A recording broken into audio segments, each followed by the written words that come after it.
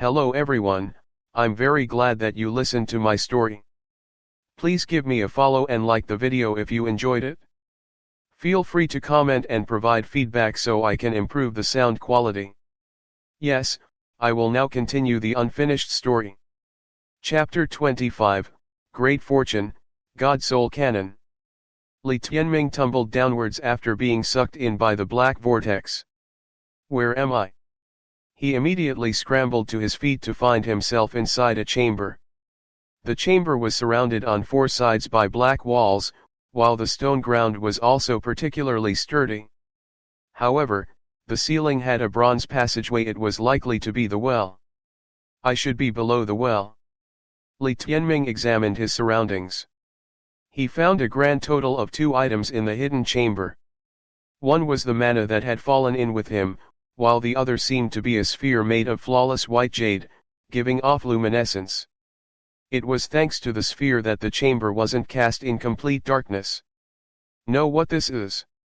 Li Tianming summoned Ying Huo out of his life-bound space. There was definitely something strange about the sphere, so he didn't dare act too rash. There's something here. The little chick circled one round around the sphere. Yep, a strange thing, all right.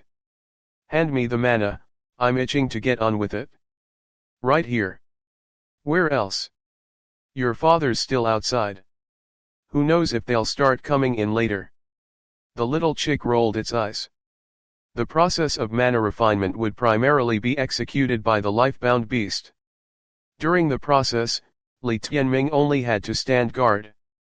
If it succeeded, the next time they cultivated, the life-bound beast's improved bloodline energy would railroad the Beastmaster. They take me as a 1-star life-bound beast, and definitely don't believe I can refine the mana. However, they definitely don't know that I'm not evolving, just unlocking some bloodline shackles. The little chick said smugly. Alright, stop bragging. Li Tianming handed it the mana.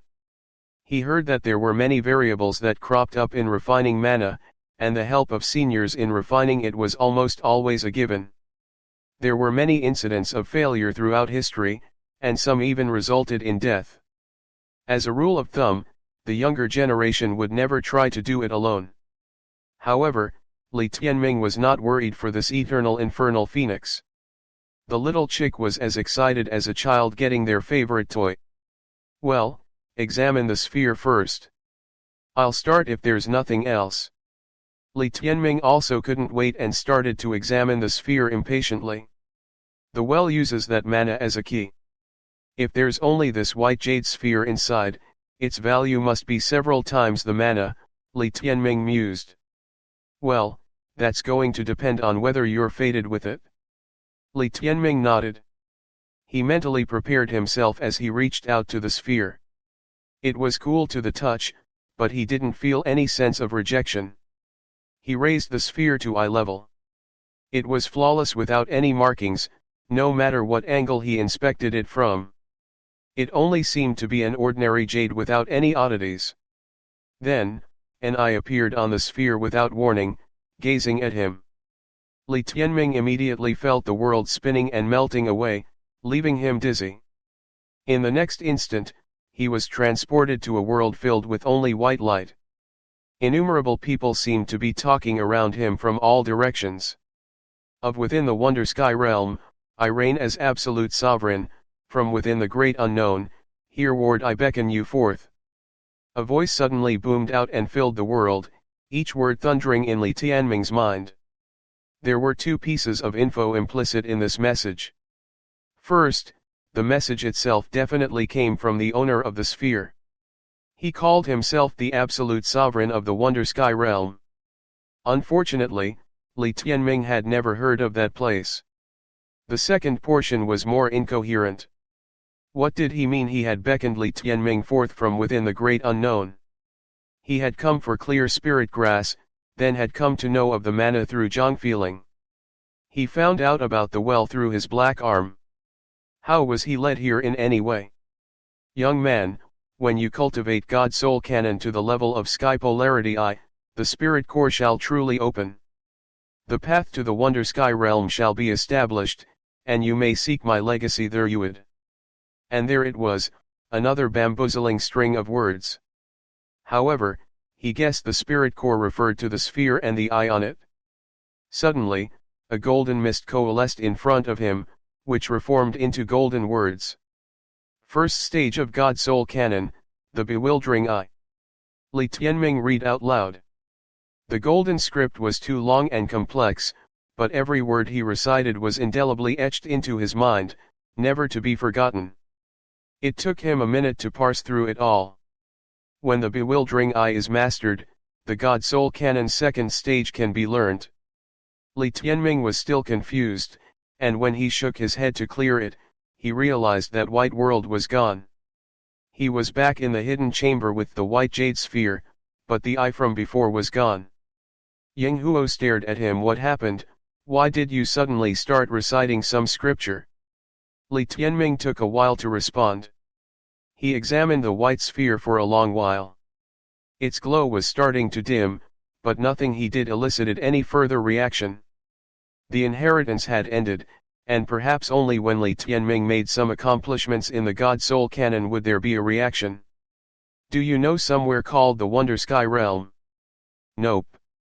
I think I got some good fortune. What kind? One called the God Soul Canon. It seems to be the technique of illusion-type Beastmasters. Li Tianming said.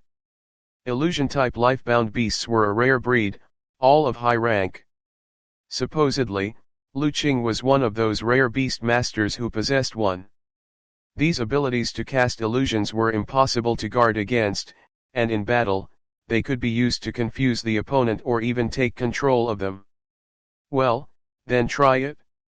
I'll see how you fare when I'm done with this.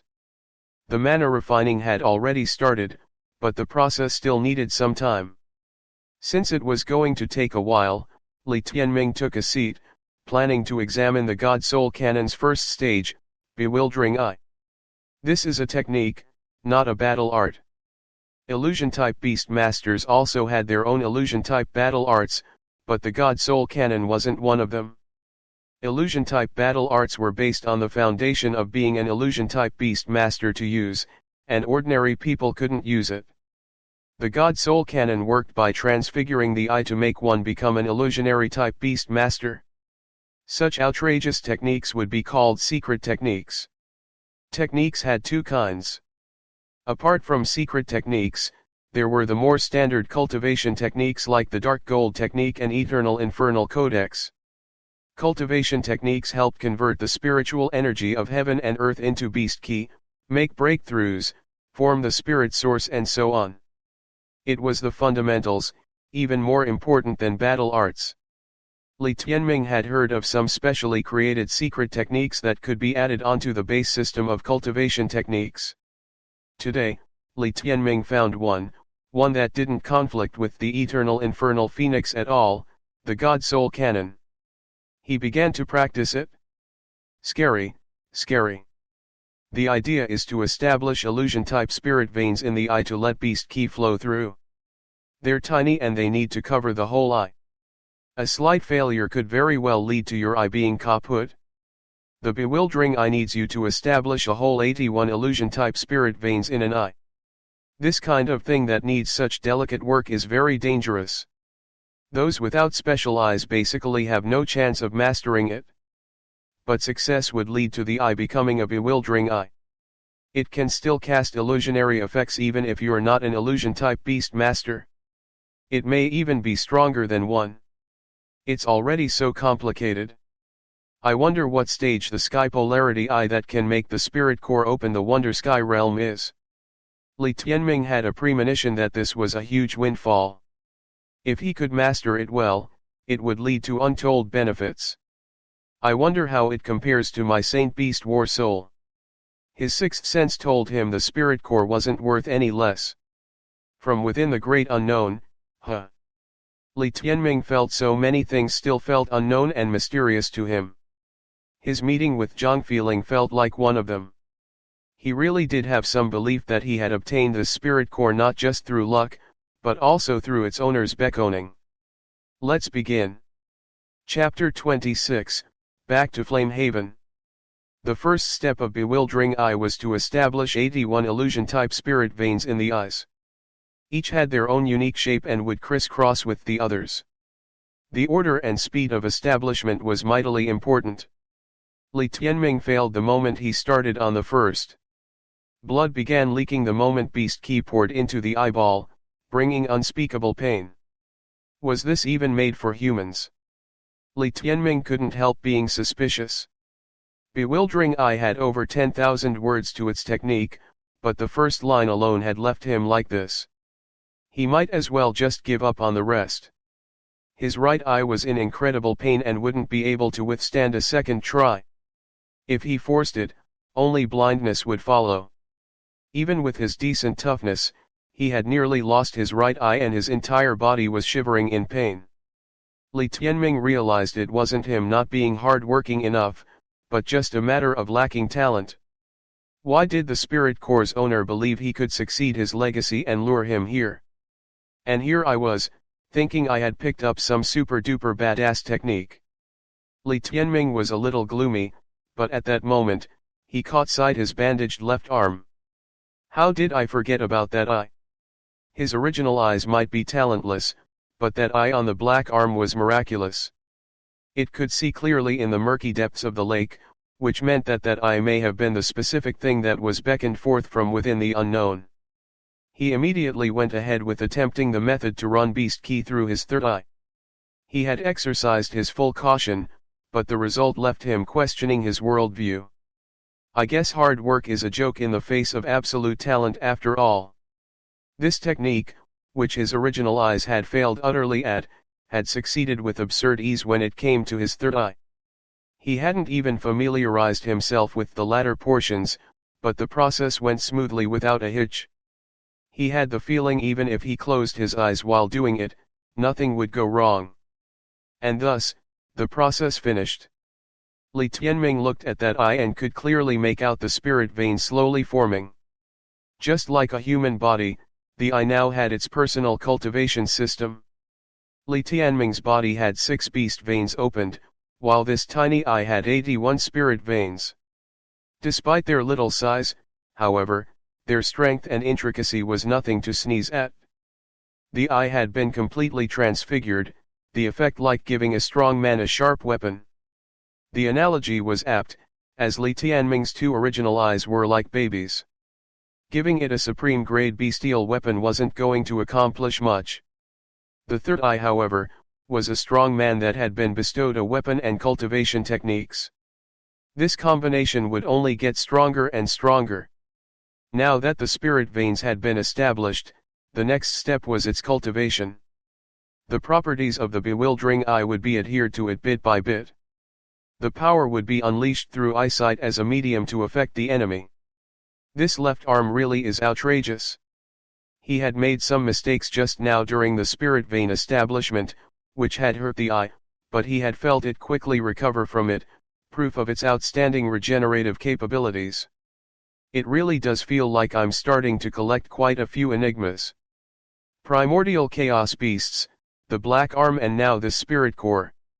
He really did feel a strong desire to unravel them, and even had a premonition it was his life's calling. The next 5 days were spent by him cultivating the bewildering eye and the little chick refining the mana. By then, he felt like he had the ability to confuse enemies just like an illusion-type Beastmaster. The left arm would be of great assistance to him in battle. The bewildering eye, powerful physical strength and defense, and more that he needed to unearth. Success. A fireball in the hidden chamber let out an excited whoop. As it dispersed, a mighty aura pressed down. Li Tianming was looking forward to it. Yang Huo's appearance now was too cute and dumb, lacking the slightly gravitas. It'll only be cool if it reverted to being an eternal infernal phoenix. The fire was gone. And thus, Li Tianming's expectant gaze fell on a tender and yellow little chick. Damn. Li Tianming was speechless as he looked at the practically unchanged little chick. Are you sure you evolved? Why do you still look, you? What kind of tone is that? Can you judge an evolution by its appearance? The little chick snapped. Then? I was promised more badassery. More domineering. What the heck, it's still the same old chicken. Li Tianming snorted disdainfully. You're just narrow-minded and judging a book by its cover. Actually, Li Tianming had noticed its eyes seemed to have 6 stars now. To an outsider, they would think a 6-star life-bound beast was already a premier expert's beast. Li Tianming, you just don't know my limits. Such lousy mana can only barely just loosen my bloodline shackles. We need far more mana for me to become a phoenix. Of course, even the current me isn't something a 6-star life-bound beast can compare with, the little chick said arrogantly. The 6 stars in its eye in fact weren't an indicator of its potential, but just a symbol of its bloodline shackles opening. Of course, its bloodline energy now was stronger than before. That was the purpose of mana. The eternal infernal phoenix didn't need it to evolve, but to recover. Come, let Grandpappy show you how awesome my bloodline energy is now, Yang Huo said pretentiously. The first time they had cultivated together, Li Tianming had been given an eternal infernal body. Any improvement in Yang Huo's bloodline would be reflected in him as well. It was an innate skill of life-bound beasts and beastmasters, where their beast key was mutually shared during cultivation, allowing Yang Huo's new bloodline energy to transfer to him. Incredible! Li Tianming could feel both his body's power and his talents skyrocketing. The majestic bloodline energy crashed down onto Li Tianming like a waterfall. He got stronger and stronger, approaching the power of a true primordial chaos beast. Others could only dream of such transformations in their lifetime. The burning energy that continued to course through him even ignited the remaining medicinal dregs of the fire lingzi mushroom the two had eaten. They began to edge towards the 7th level beast vein. Then the next day, man and chick hit the 7th level together. The magma-like eternal infernal beast key coursed through the thick dragon-like veins of the two, turning them into something like erupting volcanoes. The effect was especially pronounced for Li Tianming. His bewildering eye turned even stranger as beast key circulated through the spirit veins inside. With all the gains we made, the two of us are like whole new people compared to before we came in. Try out your bewildering eye. Yang Huo challenged. On you. Li Tianming chuckled. Truth be told, he did want a guinea pig. Try me, you nugget, the little chick mocked. Li Tianming removed his glove just enough to show the bewildering eye, but not enough to reveal the whole arm. Then he abruptly pointed it at the little chick. Li Tianming operated it according to the technique, activating the eye. Yang Huo's eyes widened slightly as it froze up, staggering back as it looked foolishly at Li Tianming. Success. Li Tianming grinned. If this happened in battle, it would present many openings to exploit. My goodness, you do make quite the sexy hen. Yang Huo rolled around on the ground, unable to contain his laughter. What? Li Tianming was confused. When he used the bewildering eye, he turned into a sexy hen. How was that possible? He was uncertain if he could use the eye on himself, so he pointed his left hand at himself and activated it. He felt his vision blur. The next moment, he saw his left arm turn into an alluring beauty. She had features reminiscent of Zhang Feeling as well as a figure even better than Lu Cheng. She played with her hair coquettishly, looking at him invitingly. Ah! Li Tianming flinched in pure terror. What kind of god-forsaken technique was this? It was all well and good to be an illusion technique, so why did it have to go be some seduction technique? Ahahaha! How humiliating! Still, if he used the hand when fighting against Lu Qianyang and transformed into a beauty, that would give him the chance to, win. It was time to go back for his flame yellow order. His mother must have been anxious after he was gone for so long. Li Yanfen, Lu Qianyang, I'm coming back to Flame Haven. It was time for the final battle. Chapter 27, Trying to Gang Up on Me. Halcyon Hotel saw pretty good business most days, its 3 floors packed with customers. But things were different for them today, as there was only a small group of customers on the third floor. They were no ordinary customers, but reputable guests from the Lightning Manor of Ignis Polys. The hotel staff were informed that the governor and his wife were personally accompanying these guests, and officials from Flamehaven were not even allowed to enter the building. That was enough to suggest how important these guests were. In the past few days, all the households around the region have been ordered to vacate. No one knew why the governor wanted to empty out the area, nor did they understand what the group was waiting for.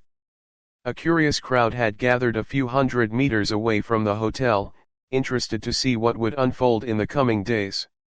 Even more peculiar was the fact that those eminent figures all seemed to be staring at the same place, a dilapidated courtyard not far away from the hotel. If anyone were to walk into the courtyard now, they would find nothing but an elderly lady lying on a lawn bench in the garden, dozing off in the gentle sunlight. She was enjoying the final remaining days of her life, just like what she had been doing for the past few days. Li Yanfen would occasionally throw a peek at the courtyard too, before quickly diverting his attention somewhere else. For now, he had Lu Qing's delicate hand in his and a faint smile on his face. Today is the 7th day, and that guy still hasn't returned.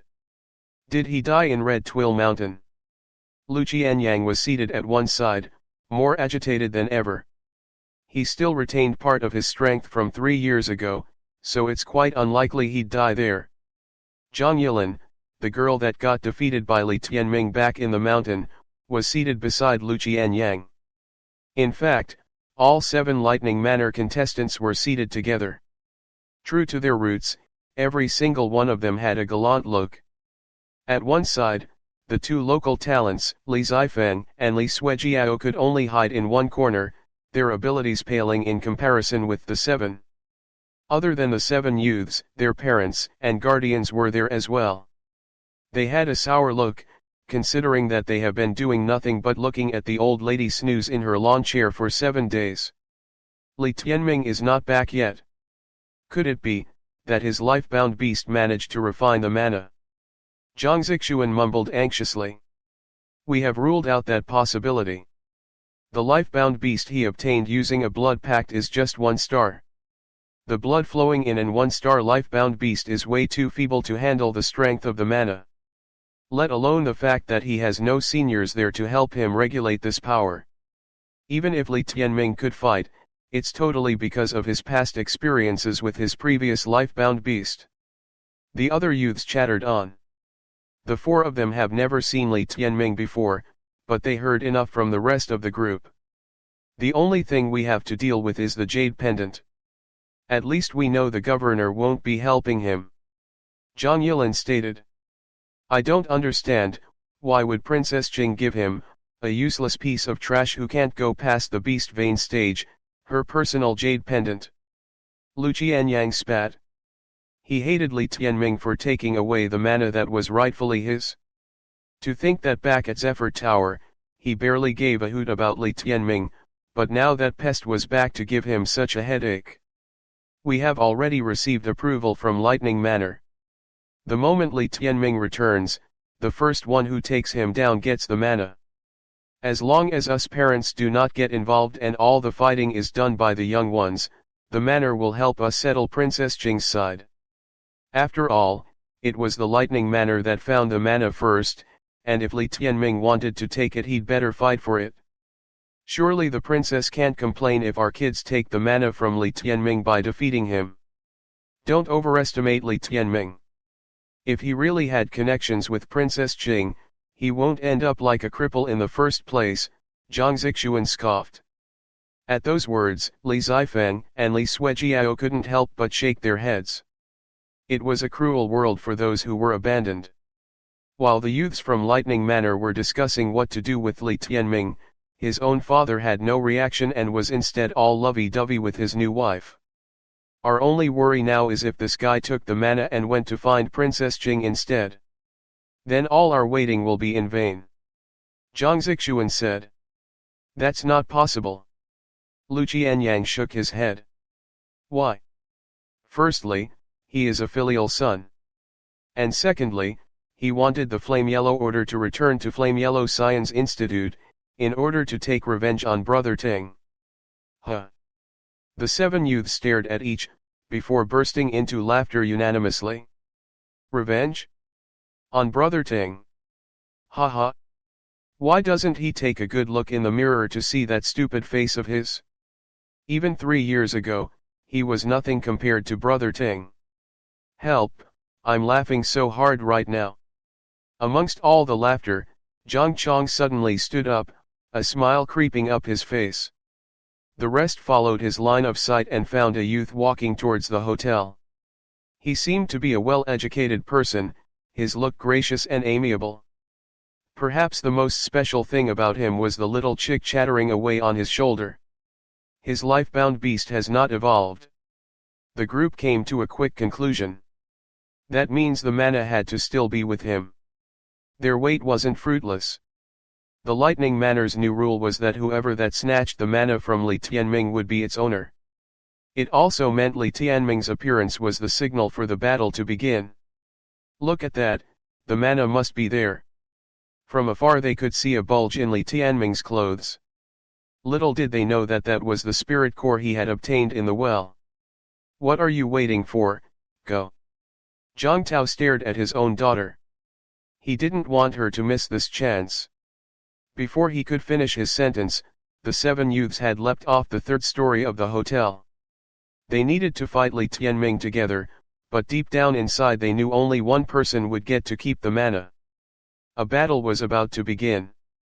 Li Yanfan's brow was knitted since the boy's appearance. Li Tianming had arrived at the courtyard, and was only steps away from opening the gate when the 7 youths halted him. Yanfan, are you feeling sad for him now? Lu Qing asked gently. Li Yanfan shook his head. He chose this fate for himself. It's nothing to do with me. I'm glad you'd think this way. Once this is over, you can put aside the governor's job for a while and follow me to Lightning Manor. The Lightning Seigneur has already accepted you as part of the family, and will assign you a greater role. Got it? Li Yanfan nodded his head. He had already fulfilled his mission, and he was only one step away from reaching out to his dreams.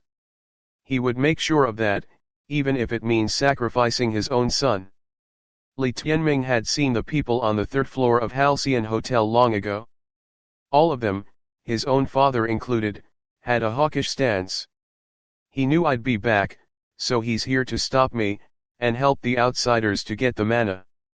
Li Tianming thought. But it wasn't that surprising, considering how Li Yanfan had disappointed him time and time again, so he shrugged it off a moment later. The 7 geniuses had him surrounded, and he was staring directly at Lu Qianyang too. Ultimately, one of his main goals for returning to Flame Haven was to take the Flame Yellow Order back from Lu Qianyang. It has been a month since their deal, and he was ready for the battle.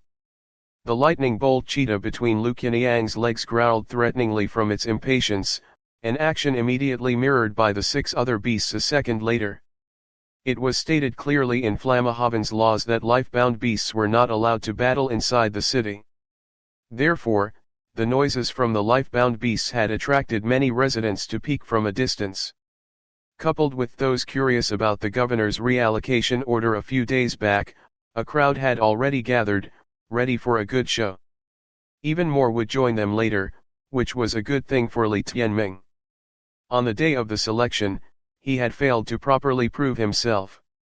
Now that he was surrounded by 7 geniuses from Lightning Manor, it was his moment to shine. His blood was beginning to boil, and even the dark arm became so hot that anyone who touched it would be scalded. Aside from Lu Qianyang and his lightning bolt cheetah, Li Tianming saw Zhang Zixuan with his blue-tailed scorpion and Zhang Yilin with her 6-eyed flying fish. The scorpion's eye seemed to have recovered a bit, which wasn't surprising considering the amount of resources and money the Lightning Manor had. Other than that, Li Tianming saw 4 other life-bound beasts, all of them 5-star beasts like his Midas. Trying to gang up on me. Li Tianming glared at the 7 pairs with bloodshot eyes. Chapter 28, 1 against 7. A variety of life-bound beasts surrounded Li Tianming right now. There was the hurricane swallow, a wind-type avian beast that was constantly surrounded by gusts of wind. The rumble rodent, a lightning-type terrestrial beast that excelled in attacking from the shadows. The mythical ice bug, an ice-type bug beast that could freeze its opponents. And the last one was a steel-clad-type beast known as the steel-clad giant shrimp, its armor impenetrable by many weapons. Against the 7 life-bound beasts of different species and types, the little chick looked so powerless. How could it even stand a chance? Li Tianming was trapped by a circle of 14 opponents all staring at him fervently. But why would they be so interested in him when he had already refined the mana? Oh! He figured out the reason when he looked down and saw the spirit core in his pocket. So they thought that was the mana. Li Tianming, we hereby inform you that this mana is Lightning Manor's property. The Manor has decided that even if you bear Princess Jing's jade pendant, you shall compete with the 7 disciples to contest for the mana. Can you agree on that? Lu Qianyang was the first person to break the silence. Of course. Don't waste my time, the 7 of you can come at me together. Li Tianming gladly accepted that condition. After all, he returned to Flame Haven today to fight for his pride, and to escort his mother away in dignity. 1 against 7? He had nothing to fear, and in fact, welcomed it. The disciples of Lightning Manor obviously saw this as an insult. As prodigies from the Lightning Manor of Ignis Follies, they usually wouldn't even spare a second glance at people with such background. Pretty cocky, huh? Don't bother. He's always like this. He'll talk a big game, then run off like a coward. Don't regret your choice. We were having difficulties deciding on the sequence anyway. From now on, whoever obtains the mana first wins. Zhang Zixuan proclaimed. His intention was to pick Li Tianming off after the rest had first weakened him, since he knew he couldn't beat Li Tianming. Sorry, what did you say? How's your scorpion's eye? Li Tianming taunted, causing Zhang Zixuan's face to flush in fury. No point squabbling, let's go. Lu Qianyang was already in a battle stance, confident that he would be the one to get the mana as the strongest out of the 7. Lu Qianyang, is our deal from a month ago still on? Or are you too scared to hand me the flame yellow order if you lose? Li Tianming's eyes locked onto Lu Qianyang. A promise is a promise. And when you lose, you better hand over the mana. Lu Qianyang replied, dashing towards Li Tianming. He knew that he had an advantage over the other 6 contestants, which was the flame yellow order that Li Tianming desired. Because of that, Li Tianming would definitely focus on him and then he could easily defeat that fool to get the mana. The moment Lu Qianyang made a move, the other 6 immediately followed suit. They were all competitors who didn't plan to let Lu Qianyang get the mana that easily. And from Li Tianming's perspective, it was much easier for him to deal with 7 enemies that were like loose sand. First, don't disturb Mother's rest. Second, it'll be good to let more people know who's the real winner of the Flame Yellow selection. And finally, I'll trample those Lightning Manor geniuses, and make Li Yanfen regret his choice. Ever since that fateful day, Li Tianming's goal had never changed. He wanted to get the Flame Yellow order, to walk out of the Flame Haven in dignity with Li Yanfen personally sending them off. It had been 3 years, and Li Tianming had enough of being a loser. With a clear goal in mind, Li Tianming used his ghost steps to break out of the siege. Another few swift steps brought him up a rooftop, whereupon he dashed towards Halcyon Hotel. This was too far away from Li Yanfen and Li Tianming wanted to fight directly on top of the hotel where Li Yanfen had front row seats. He's escaping. Quickly, chase him. Man and chick were chased by 7 pairs of Beastmasters and life-bound beasts on top of the city district. Some of the beasts like the lightning bolt cheetah were so destructive that any roofs they launched themselves off crumbled instantly, even causing one building to collapse. It wasn't long before they reached the Halcyon Hotel, the tallest building in the area. Ignoring the group of adults in the hotel, Li Tianming hopped onto the roof of the hotel. Just what is he thinking? The group of seniors were all puzzled by his behavior. The 7 geniuses caught up a minute later and positioned themselves on the roof. The roof was both wide enough to function as an arena and also tall enough to be viewed by close to half of Flame Haven. It was clear to the spectators that it was him, Li Tianming, taking on 7 geniuses of the lightning manner alone. Good enough. Li Tianming could feel the power flowing through his black arm as he clenched his fist. In his right hand, the hideous crimson blood dagger's sharp tip glowed a bloody red. Li Tianming focused on his 7 opponents, his eyes ablaze with fury. The 7 of them had tried to interfere and even attack each other during the chase. As the strongest contestant, Lu Qianyang even had to deal with 4 of his peers. After all, it was allowed by the rules for the 6 of them to eliminate Lu Qianyang first before taking Li Tianming on. They think it's a game with 7 hunters, and me being the only prey. But is that really the case? Li Tianming could feel that his eternal infernal beast key was even stronger than normal beast key at 9th level beast vein. He was almost, if not just, as powerful as himself 3 years ago. Let's do this. After dodging a few attacks, Li Tianming's icy cold gaze found its first victim, Zhang Zixuan. The boy who claimed that he would shred Li Tianming into pieces didn't intend to attack, as he wished to pick Li Tianming off only when he was weakened. When Li Tianming's eyes met Zhang Zixuan's, he could sense his opponent's fear. With a tap on the roof that sent tiles flying, Li Tianming blinked in front of Zhang Zixuan. With Li Tianming's strength now comparable to those in the 9th level of Beast Vein, how could Zhang Zixuan, who was only slightly stronger than Li Zifeng, even stand a chance?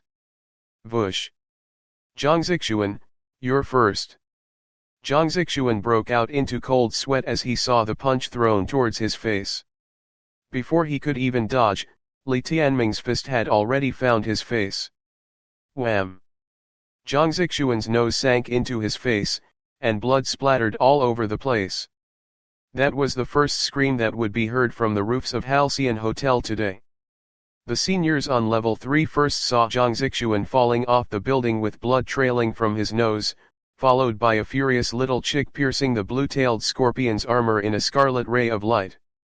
Before the scorpion could retaliate, the little chick's wings whipped across its face, the force of the slap throwing it far into the distance and slamming into nearby houses. Xian'er. Zhang Chang's face was as white as chalk. Rage churned inside him as he picked up his son and saw his disfigured face. He had already murdered Li Tianming 1,000 times in his mind, but he didn't dare make a move. After all, the Lightning Manor had specifically instructed them that they would be disrespecting Princess Jing if they personally got involved in a fight among the younger generation. Oi, if you have other children, stop giving them common names. I can find 10,000 Zixuan, Zihan, and Zikis in Flame Haven. Li Tianming's comment from atop the roof almost made Zhang Chang puke blood. How would Li Tianming know that he took over a week to think of this elegant name? This first casualty from the battle had already thrown the spectators into confusion. The citizens of Flame Haven rubbed their eyes in disbelief, thinking that they might have seen wrongly. But no matter how hard they rubbed their eye or shook their head, the result was the same. Did Li Tianming, that Li Tianming, just kill a Lightning Manor genius in one punch? They couldn't see much details from a distance, so the only thing they caught was Zhang Zixuan falling off the roof with blood coming out of his head. Little did they know, this was just the beginning. Li Tianming could see that the rest of the 6 were still divided, some of them still trying to block Lu Qianyang from Li Tianming. Their infighting brought a grin to Li Tianming's face, since he would have an easier time taking them down one by one. So far, only one of them had gotten rid of his competitors and made his way to Li Tianming. Amidst all the confusion, he probably didn't even notice Zhang Zixuan being knocked out by Li Tianming. A hurricane swallow. The first thing Li Tianming noticed was the life-bound beast. Before he could even see who the owner was, the swallow flapped its wings and sent a burst of wind in his direction. The gust even ripped off many of the roof tiles, shooting them at Li Tianming like hundreds of razor blades. It looked like Halcyon Hotel would be needing a long time to fix their roof. Chapter 29, Unstoppable. Hey there, Swallow, are ya male or female? The little chick rushed forward with desire. Relying on its enormous strength, it seized the swallow and gave it a sound drubbing, causing its feathers to fall off. Mission failure again. Another guy. Yang Huo raged. The similarly 7th level hurricane swallow could only play a part as the one beaten up. The other life-bound beasts couldn't help it in time before it was pecked full of bloody holes. Shrieking miserably, it fled. Its master was a young man dressed in green with a pretty face, exerting control of the surrounding wind as if he was their favorite child. Li Tianming. He looked incredibly elegant with a long sword in hand. His sword strikes were fierce like the winds of a tempest. Alas, no matter how pretty they were, they didn't make up for the fact that he was the same as Li Tianming, 7th level beast vein. And that was no challenge at all to Li Tianming, who could fight 2 levels above himself. Li Tianming directly leapt into the flurry of attacks as he used his left hand to seize the long sword. Impossible. The young man's face fell as his long sword was immediately locked in place. Shoo! The next moment, a slap on his face sent him on the expressway down Halcyon Hotel's 3 floors. His parents only just managed to catch him before he landed, saving him from a grim fate. The 2 experts from Lightning Manor had grim faces, but what was most insufferable was that they could only watch on. Still, they couldn't understand how Li Yanfan's son could be so strong. Didn't Li Yanfan claim he only had the strength of a 7th level beast vein? They immediately shifted all their anger to Li Yanfan, as they felt that he was definitely trying to mess with them. When they looked back up, they saw Li Tianming was still continuing his one-sided abuse. So, you just have to be this strong to be called a genius in Lightning Manor. Li Tianming's mocking words filled the area. The remaining 5 no longer dared to continue their infighting. They were starting to have an inkling that Li Tianming wasn't easy to deal with, but it was already too late. Apart from the 9th level Lu Qianyang, 3 were 8th level and the last was a 7th level girl. The girl took one look at Zhang Zixuan's injuries and then said, "Well, I quit. Have fun." And with that, she fled, her mythical ice bug hot on her heels. 4 were left. Are those really geniuses of Lightning Manor? The citizens were stunned silly. To them, Lightning Manor was a superpower that could crush Flame Haven with a casual breath. How could Li Tianming suppress them so easily? Wasn't he kicked out of the governor's manor like the dog that time by Lu Qianyang? Let's stop the internal fighting and deal with him first. We'll decide after we get the mana. Zhang Yilin was shaking. She was clearly aware Li Tianming hadn't been this strong before. She had to stop herself from quaking in her boots when she met in the eye. After all, they were down to 4. Together. Only Lu Qianyang could still be considered calm. It was to his advantage if Li Tianming was stronger, as it made him a tough nut that only he could crack. He may have made a strong show, but it was still within his acceptable boundaries. Under his command, the 4 geniuses and their life-bound beasts, the lightning bolt panther, rumble rat, steel-clad giant shrimp and 6-eyed flying fish encircled him and approached him from 4 directions. Immediately, the Beastmasters executed martial arts while their life-bound beasts unleashed bestial arts, cutting off all of Li Tianming's escape routes. However, was it really a successful suppression? Li Tianming turned into a blood-colored blur as he used his supreme beast-ranked art. Fast. Precise. Vicious. The crimson blood dagger stabbed forward using the bloody soul hunt. The rumble rat's master was shrouded in electricity, but that proved no obstacle at all as the dagger sunk into his stomach. Another person tumbled off the roof and into his parents' embrace. His beast immediately fled the battlefield, returning to its master's side. Another one. Is that his guts poking out? The Flamehaven citizens couldn't see clearly if those geniuses had perished in battle, but that didn't stop their gasps of amazement. Next. Li Tianming's voice seemed as if it drifted out from a nightmare. Blood leaked from holes rent in the steel-clad giant shrimp's shell from the little chick's claws, while its Beastmaster was nearly killed by Li Tianming's bloody soul hunt. His erratic and agile movement arts left weaker opponents no chance to retaliate. The fifth genius fell off the roof, his beast following him in retreat. Another one dead. My goodness. They didn't know none of them had died. As to Li Tianming, steamrolling them was sufficient. He didn't need to look at Li Yanfen and the rest of the higher levels of Lightning Manor to know how ugly their expressions were.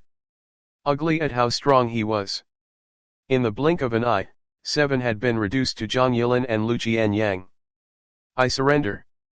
Zhang Yilin was still smart enough to tell from how Li Tianming felled her 2 same-level peers that she would be next. She didn't care if it was a loss of face as she jumped off the roof and returned to her father's side. She hugged her father's arm, her face pale as her legs trembled. The entire third floor of Halcyon fell into a deathly silence, except for the wails of the genius Beastmasters in their parents' arms. Li Zifeng and Li Suejiao, who were hiding in a corner, were stupefied. Li Suejiao tried to bring her cup of tea to her lips for a sip, only for a tile to fall from the ceiling onto her head. Embarrassing, Li Zifeng sniggered. Like you're much better. Take a look in the mirror at how pale you are. How was I supposed to know he'll become this strong?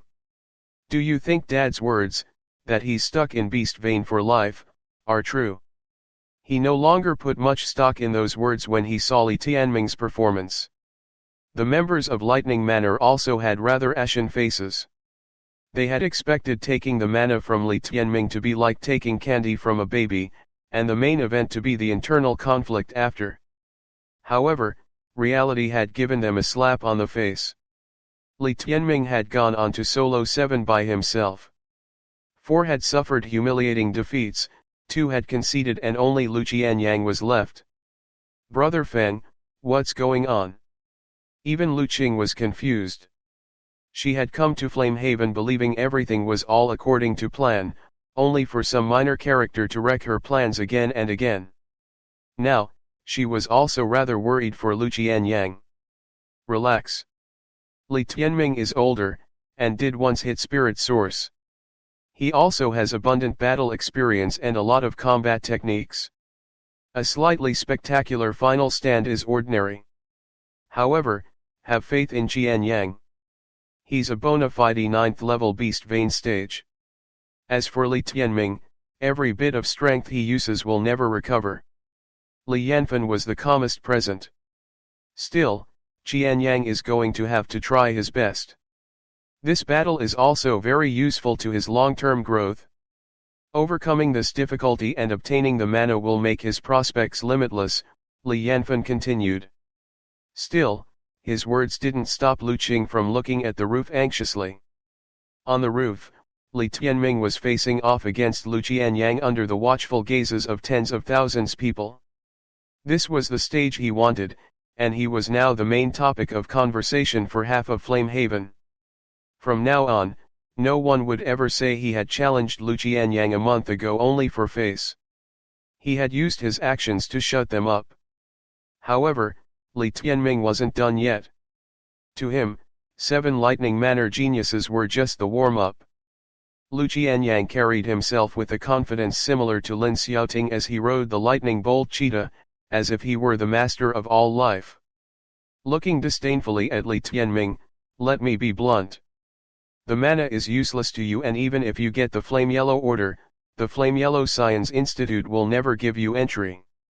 You want to go back for revenge? What a joke. That life-bound beast you got through a blood pact has the same lot in life as you. Is trash, and forever will be. Since that's the case, become my stepping stone. Sparks danced in Lu Qianyang's eyes. He had never held fear for Li Tianming from start to finish. Even if all I can use it for is as paperweights, I'm still taking them from you.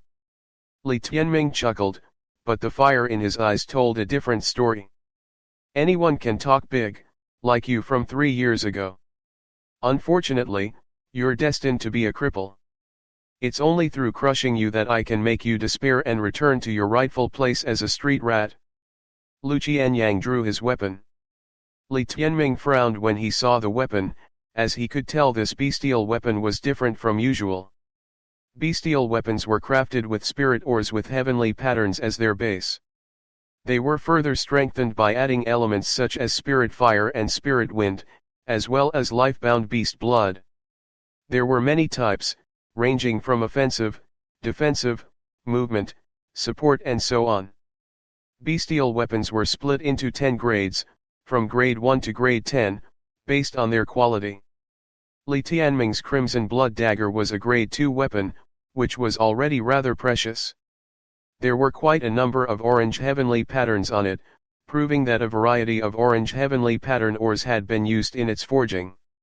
Li Tianming had taken out a purple chain that reached 4 meters in length. Each of its purple links had lightning and purple flames flowing on its surface.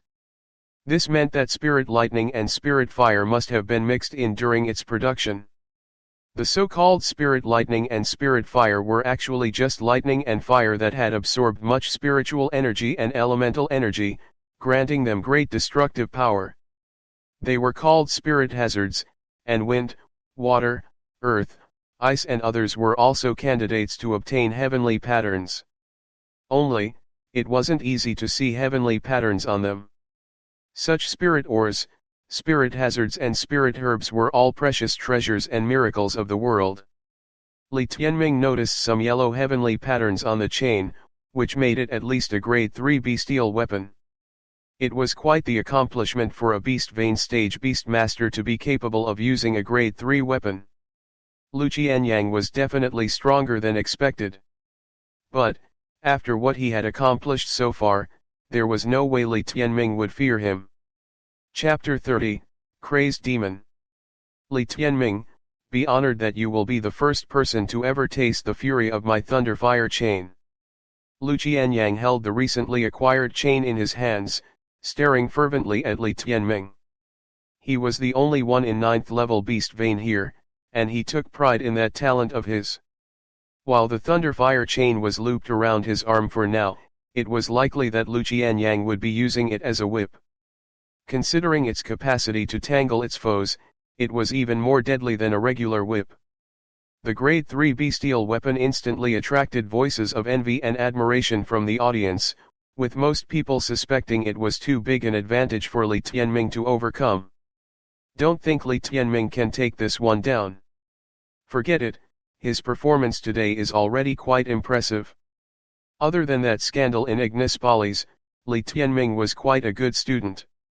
It's saddening to see the kind of things young people would do for love. But that one misstep was enough to destroy his future. His struggle now is all but useless. In fact, Li Tianming could hear a lot of the things being said about him. A useless struggle? He came back here today to show the world that it was anything but a useless struggle. He came back to tell the world that he, Li Tianming, would rise up from the ashes. He had enough with people throwing him looks of pity or ridicule. That cold-blooded man downstairs, what did he think when he saw Li Tianming fight for his honor or his own wife withering away? Li Tianming might not be able to make that man regret all his actions, but the least he could do was to make his father question his choice of picking Li Tianming instead. And to do that, he just needed to defeat and shame Li Tianming. Die. This time, him and Ying Huo would have a direct clash with Li Tianming and the lightning bolt cheetah. As expected, Li Tianming used his whip art, the thunder channeling whip. The thunder fire chain lashed out with a swift and mighty strike, giving the impression that Li Tianming had nowhere to hide. Bam! A few snaps from the whip later, the rooftop of the Halcyon Hotel had collapsed, forcing all those still inside the building to evacuate. Moments after everyone had left the building, the Halcyon Hotel, the tallest building in the area, had collapsed into rubble and dust under the force of Li Tianming's whip. Even then, the chain brimming with sparks of flame and thunder was still chasing after Li Tianming mercilessly. Many spectators couldn't help but think that Li Tianming was just another paper tiger who would not stand a chance against Lu Qianyang and his thunder fire chain. Wimp named Li Tianming, do you still dare not fight me? Lu Qianyang snickered as the situation swayed in his favor. To me, one move is enough. With his smooth sidestep, Li Tianming evaded a pounce from the lightning bolt cheetah, followed by a lash from Lu Qianyang's whip. Like a crimson shadow, he kept on dodging within the debris. As for Ying Huo, it was even bolder. It had made its way onto the lightning bolt cheetah's back, trying to tear a hole in its body. With its small size, the cheetah was hard-pressed to catch or even attack it. Bzzz. In defense, the lightning bolt cheetah used its furs to generate electric bolts to force the little chick off its body. Stop struggling. Today is the day I'll drink your blood and feast on your flesh. Enduring the electric shocks, Ying Huo actually managed to peck a hole in the cheetah's body and was trying to worm inside. The cheetah even tried rolling around but to no avail. Within moments, Lu Qianyang realized that there was no point targeting the little chick, and the smarter move here was to attack Li Tianming together with his lightning bolt cheetah. As he lashed his thunder fire chain at Li Tianming, the cheetah also swept its long tail like a whip at the fleeing young man. That forced Li Tianming to deal with both the martial art and its bestial art equivalent at the same time. Li Tianming looked like he was on the downside, but as he said, he only needed to use one move for the entire battle. And now, he had found the perfect opportunity to strike. The Crimson Shadow suddenly changed his course and dashed towards Lu Qianyang, his left arm tanking multiple hits from the thunder fire chain. That force would be enough to rip off anyone's arms, but Li Tianming's remained perfectly intact. Lu Qianyang was stunned to see his attacks not taking effect, and even his whip became slower because of his shock. At that precise moment, Li Tianming grinned and raised up his left hand, where both Lu Qianyang and the lightning bolt cheetah could see the center of his palm. Bewildering eye. In that split second, both Lu Qianyang and his lightning bolt cheetah's eyes became dull, and even their body froze momentarily on the spot. Sister Lu Qianyang muttered, his pupils hazy and his tone perplexed. Scumbag. Li Tianming of course knew that the bewildering eye would cause its victims to see the person who they desired the most, but he never expected that person in Lu Qianyang's case to be his very own sister. Was this how rotten these so-called prestigious families were? Ethics aside, the use of the bewildering eye had given him that one chance he needed to end the battle. Before Lu Qianyang could recover from his illusion, Li Tianming had already punched out his left fist with a dragon mammoth heavy strike, aiming straight for Lu Qianyang's face. Bam! The sound of bones cracking echoed through the city. A month ago, Li Tianming swore to punch Lu Qianyang's stupid face, and now when he had the chance to do it, he wasn't going to show any mercy. It was a blow even stronger than the one Zhang Zixuan received, not only breaking Lu Qianyang's nose but even threatening to snap his neck. Help me, sister. Help. Lu Qianyang felt as if he fell off heaven and went straight to hell. The impact of the punch had fried his brain and wiped out any morale he had left. As blood and snot flowed across his face, he just couldn't understand. How the hell did Li Tianming create an illusion of Lu Cheng? If anything, illusion arts were his sister's specialty. Just how? Alas, Lu Qianyang never got a chance to voice his doubts. The sensation of blood flowing in his mouth had reduced him to a trembling mess, only capable of desperate screams for help. In fact, peeing himself was not off the cards right now. The events unfolding at the Halcyon Hotel was beyond any of the spectators' wildest dreams. Lu Qianyang, how do you like this? Li Tianming was like a demon looming over him, ready to harvest his soul. The sheer terror made Lu Qianyang fall to his knees, his vision blurred by his own blood and his voice hoarse from screaming. You have won, Li Tianming, just let me go now. Please, I have made a mistake, spare me, I don't want to die here. Lu Qianyang was afraid. He knew that even if Li Tianming dared to kill him, Li Yanfen and Lu Qing would take revenge for him. But what good will it do when he would already be dead? He could feel Li Tianming's wrath, and no one could save him if Li Tianming decided to end his life right now. Lu Qianyang didn't want to die. Kneeling on the floor, he begged for Li Tianming's mercy. Hell, he would even kowtow and lick Li Tianming's shoes if he still had the strength to. At that moment, Lu Qianyang could feel cold chills from head to toe. The blurry image of the man standing in front of him would appear in every single nightmare he had for the rest of his life.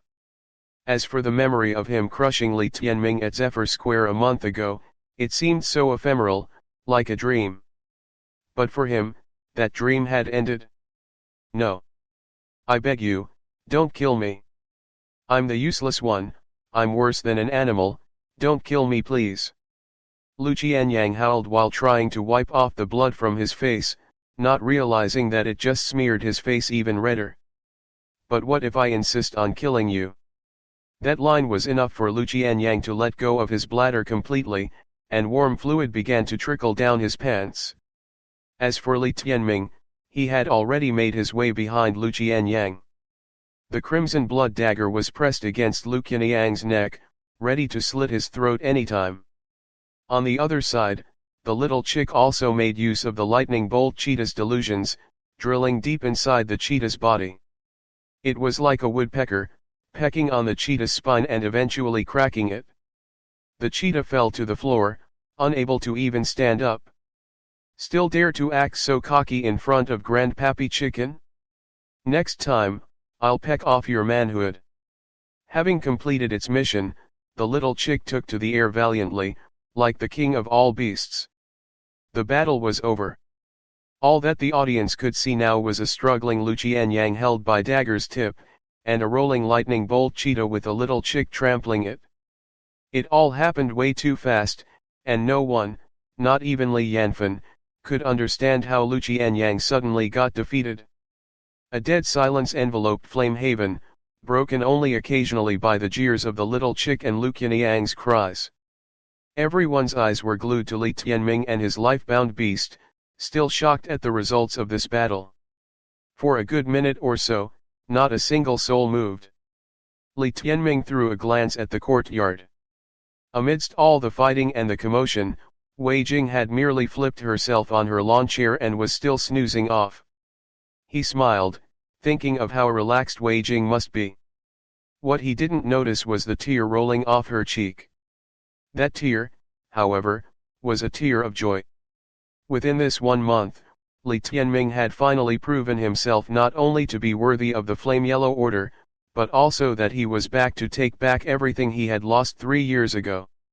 Defeating Li Zifeng was just a start, and when he had taken down the 7 disciples of the Lightning Manor, he had shown his true worth. His actions screamed out to Flame Haven, that he was no longer the boy that had been crippled, and he would instead be their pride and glory. The Halcyon Hotel had collapsed, and Li Tianming stood before the elites of Flame Haven and Lightning Manor, the life of Lu Qianyang still within his control. The look of exasperation on these people's faces made Li Tianming want to laugh, to question them who is the worthless boy now. Of all people, Li Tianming was most interested in Li Yanfen's expression, and he was not disappointed. It was certain that Li Yanfen had lost much face today. Not only did the son he abandoned outperform everyone else, he had also failed his promise of helping Lu Qianyang obtain the mana. Lord Governor, is it just me or are these so-called geniuses from Lightning Manor all utter garbage? If not, why can't they take a single hit from Flamahaven's resident cripple? Li Tianming was the first person to break the silence, smiling brightly at Li Yanfen. What would Li Yanfen think, when he realized the blood-soaked wreck crying in Li Tianming's hand was the prodigy he put so much hope in? Release him. That was the only thing Li Yanfen had to say. If this happened at Red Twill Mountain instead, he could have silenced Li Tianming even if he won the fight. Alas, it wasn't possible now with so many witnesses. Sure thing, but before that, I'll be taking my Flame Yellow Order according to our bet. And as per tradition, the governor should announce to the city who's the winner of this year's selection. As he spoke, Li Tianming had already found the flame yellow order he so dearly wanted in Lu Qianyang's pocket. The Flame Yellow Science Institute had opened its gates to him once again. You already got it, let go of Qianyang, now. Li Yanfen could hide the anger in his voice, but he couldn't hide the distortion on his face. As for Lu Qing, she was already trembling, her face pale as paper. You forgot the announcement, very esteemed governor. Li Tianming still had his dagger pressed against Lu Qianyang's neck, his eyes never leaving Li Yanfen. Lu Qianyang tried to struggle, his efforts earning him a tight slap that elicited more cries for mercy. Li Yanfen never felt this passive in his life before. He was afraid of Li Tianming because he couldn't afford to let Li Tianming kill Lu Qianyang. Li Tianming had behaved like a crazed demon, and no one would be surprised if he actually did murder Lu Qianyang in cold blood. Making things more troublesome was Princess Jing's jade pendant. That meant Li Yanfen had been forced to a dead end with no other choices. I hereby announce that Li Tianming is the winner of the Flame Yellow Order. Li Yanfen's eyes were burning with anger, but there just wasn't anything else he could do. The citizens of Flame Haven never imagined that Li Yanfen, who silently evicted his wife and son a month ago, would be forced to declare the victory of this very own useless son of his. As for Li Tianming, he knew that this was only the first step of his revenge. He had sworn that he would never leave like a loser again. Chapter 31, Prime Disciple. Free him now. Lu Qing said once again, her heart aching just by looking at Lu Qianyang's suffering. Li Tianming couldn't help but sneer, knowing that she was the very person Lu Qianyang desired the most. Relax, I still have a question for our friends from Lightning Manor. According to your rules, I have defeated all your disciples.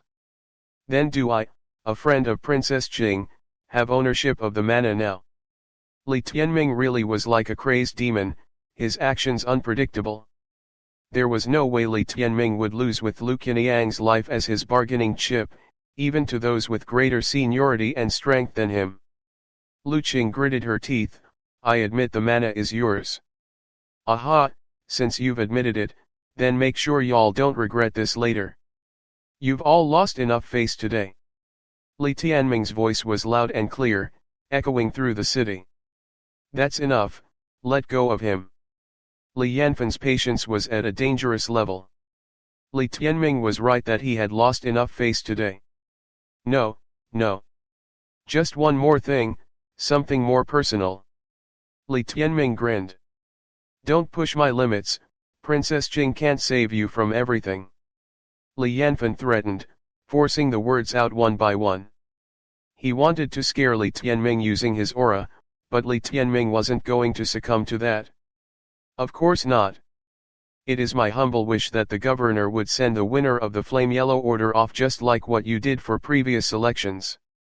And you will wish me a bright future in the Flame Yellow Science Institute. Li Tianming declared, shocking the city yet again. To Li Tianming, he was merely repeating his request a month ago, and it was something more important to him than the mana and the Flame Yellow Order combined. It was a matter of dignity for both him and his mother. He would not let Li Yanfen silently evict the pair from the city, nor did he want the city to just laugh and forget about them. It was a move to ridicule the governor in front of the entire Flame Haven. At that instant, Li Yanfen went silent. Are you not going to agree to my conditions? Surely you wouldn't want to disappoint your new bride, right? Li Tianming smacked Lu Qianyang in the cheeks again while staring coldly at Li Yanfen. Just agree. Get him out of my sight. Lu Qing's mind had gone blank looking at the state her brother was in. She had done so much to help him get the Flame Yellow Order and mana. But now, everything went to Li Tianming instead. Oh, and please prepare a horse cart, a slightly bigger one than usual. Li Tianming added. He could even feel the air around Li Yanfen freezing, knowing that the thought of killing him must have crossed Li Yanfen's mind at some point in time. But no matter what Li Yanfen said, he was still scared of the jade pendant. Considering that he had plans and ambitions in the Lightning Manor, he couldn't afford to make enemies with the wrong people. Horseman. Eventually, Li Yanfen shouted to his subordinates. He didn't address Li Tianming, but the word was enough to show his concession. This result was good enough for Li Tianming. A short while later, a luxurious horse cart had parked itself in front of Li Tianming. The 3 horses were all tamed 1-star wild beasts, a guarantee of the cart's speed. Now the only step left was for the governor to send them off personally, before Li Tianyang could be released. "Thank you, Mr. Governor." Li Tianming acknowledged the gift with a light bow, his smile speaking of his defiance. Without hesitation, Li Tianming walked towards the courtyard, Li Tianyang dragged along in his hand like a broken rag. "Mother, are you ready? It's time to go." Li Tianming poked his head into the courtyard. "Let's go then." To his surprise, Wei Jing had already woken up, and was standing at the doors. She had kept her life-bound beast in her life-bound space, and there was no other luggage with her. She walked up to Li Tianming, gently wiping off the blood from his face. She didn't mention a word on the day's happenings, but from the relieved smile on her face, Li Tianming could tell that she was freed from the pain that Li Yanfen had brought upon the family. "Mother, after you." At the center of everyone's attention, Li Tianming escorted an elderly woman out of the courtyard. Even though her hair was an ashen white and her skin wrinkled, onlookers could tell from her elegant posture that she was once a charmer. With a ragged Li Tianyang in one hand and his mother in the other, Li Tianming carefully supported her up the horse cart. Before the curtains of the cart lowered, Wei Jing took a final look in Li Yanfen's direction. He was dazed by her gracefulness, as it reminded him of her charm during their youth.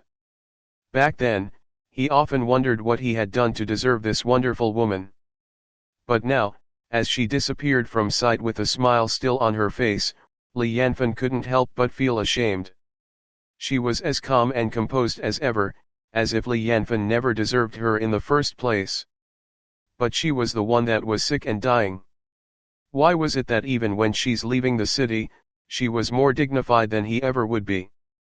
Her smile was like a knife, hurting him more than anything Li Tianming had done so far.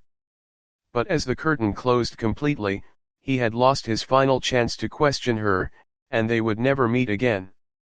Li Tianming seated himself on the cart too, personally manning the horse cart. Li Tianyang was still by his side, only to be freed once they left the city. As the group rode off, Li Tianming turned back and shouted at Li Yanfen. "Esteemed governor, remember to keep up. Wouldn't it be sad if I just dump this genius Beastmaster outside of the city and no one even picks him up?" There was no one to reply to him, as Li Yanfen was still pondering over Wei Jing's reactions.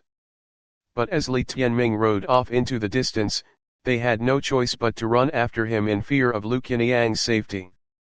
What a rare sight it was for Flame Haven. A group led by the governor Li Yanfen himself, consisting of disciples of Lightning Manor and the officials and generals from Flame Haven, chasing after a horse cart. Li Tianming drove along the familiar streets of the city he grew up in, with all the rich and famous behind his back sending him off. Countless citizens watched his departure in awe, his achievements today something they would remember for life. They would never forget this image of Li Tianming breaking free from the city, while all the big shots could do nothing to stop him. Li Tianming could feel the gentle breeze caressing his face, as all the buildings and stunned residents flew past his sight. It was a refreshing feeling that he had never experienced before. Perhaps this is the purpose of all my cultivation, to fight for my dignity and to be the master of my own life. From now on, Flame Haven was history to him. He would never return to this heartless place, nor see these cold-blooded people. His goal would be the Flame Yellow Science Institute, the place where he had lost many things, and also the place where he would take everything back. What a badass. From now on, you should change your name to Tianming the Badass, so you can truly cut all ties with your father, said the little chick who was positioned on top of one of the horses. Screw off. Li Tianming laughed. He may have cut ties with many family members today, but he had gained a new brother. In fact, there were many more siblings in his life-bound space, waiting to join him, and that was more than enough for him. Li Tianming could already see the city gate by now. Even the traveling time felt so much shorter when he was in a good mood. The moment he crossed the gate, he casually tossed Lu Qianyang away. By the time Li Yanfan's group caught up and brought Lu Qianyang back to his feet, Li Tianming was already disappearing into the distance. "Lord Governor, you forgot to wish me a bright future in the institute." Even as he left, his voice seemed to linger across the city. "Where's the thunderfire chain?" Li Yanfan realized something was wrong when he helped Lu Qianyang up. Obviously, Li Tianming had pocketed that precious grade 3 bestial weapon. That bastard! Li Yanfan stood up and prepared to chase down the horse cart, knowing that they got fooled yet again. "Forget it, we have lost enough face today. Can you imagine what the people would say about us if we pursued him now?" Lu Qing shook her head. Indeed, every single one of them there had been played by the young man, and they really shouldn't stoop any lower. He wouldn't be laughing much longer. Even with the Flame Yellow Order, he can't make it into the Flame Yellow Science Institute since it is impossible for him to clear the entrance exam, Zhang Chong stated, hoping that it would make everyone feel better. "It would be a joke if a one-star lifebound beast made it into the institute," replied Zhang Tao. "I heard that the entrance exam this year would be extra difficult since it is a very competitive year. We are seeing a large number of capable youths, but the number of people admitted to the institute is fixed." "That's right, and no matter how many prodigies there are, out of all the disciples who can clear the entrance exam, only one of them gets to become the prime disciple and enter heaven's sanctum directly. To get first place in the entrance exam and directly enter heaven's sanctum was every youth's dream. While there were still plenty of opportunities to be enlisted in the sanctum, the honor of being the prime disciple in the quadrennial examination was something unique. 4 years ago, the prime disciple of Li Tianming's batch was Lin Xiaoting of the Lightning Manor. And today, he had become the #1 genius in heaven's sanctum. 4 years ago Lin Xiaoting won the position as the prime disciple. I wonder who would be the lucky one this year. I'm not sure about the rest, but our very own Lin Xiaoxiao is definitely one of the popular picks. She is the closest to Lin Xiaoting's level in the past 4 years. Not only is she Xiaoting's younger sister, she is also a twin Beastmaster just like him. Both of them commands 2 lifebound beasts. Xiaoxiao had been putting in a lot of effort in the past years to reach her brother's standards. Even if we have strong contestants from families like the Vermilion Bird clan, I suppose our Lightning Manor prodigy will shake the world once more. Naturally, Li Tianming didn't hear all these discussions going on in Flame Haven. 4 years ago, he had barely made it past the entrance exam to study in the Flame Yellow Science Institute. While it was a marvelous result for Flamahaven's standard, it was nothing in Ignis Follies. But this time, Li Tianming's goal was different. This time, the only result he would accept would be to become the prime disciple. Chapter 32, Xing Mansion and Chen Chateau. It wasn't Li Tianming's first rodeo in Ignis Follies. It was a blazing hot city, and even its walls seemed to be dyed a fiery red by the scorching sun. From afar, the city looked like a giant stove bustling with heat and activity. Of all the cities Li Tianming had seen, it was the most prosperous of all. The city was occupied by the most famous clans and families, a hub for the nation's wealth, talents, experts, and resources. It was the ultimate dream for every youth in Vermilion Bird. 4 years ago, Li Tianming was just like many other youths. He arrived in Ignis Follies with great ambitions and cultivated in the Flame Yellow Science Institute. Everything seemed to be going so well back then. 4 years had passed, and here he was, with a totally different meaning in life. Not only had his mindset changed completely, he even had his mother with him this time. Wei Jing rolled up the curtains from inside the horse cart. Her gaze was as calm as water, hinting at experiences entirely different from Li Tianming's own. She never told him any stories from her time in Ignis Follies before, but Li Tianming always knew that she had lived in the capital before her marriage. Her childhood was situated in this passionate city. Wei Jing wore a faint smile, but her eyes seemed to be misty. What could be going on in her mind, after returning to her hometown after 20 years? Watching her silvery hair getting blown up by the breeze, Li Tianming suddenly found himself imagining her youth. Like Zhang Feeling or Princess Jing, she must have been a lovely and lively girl. This disease has been way too cruel to her.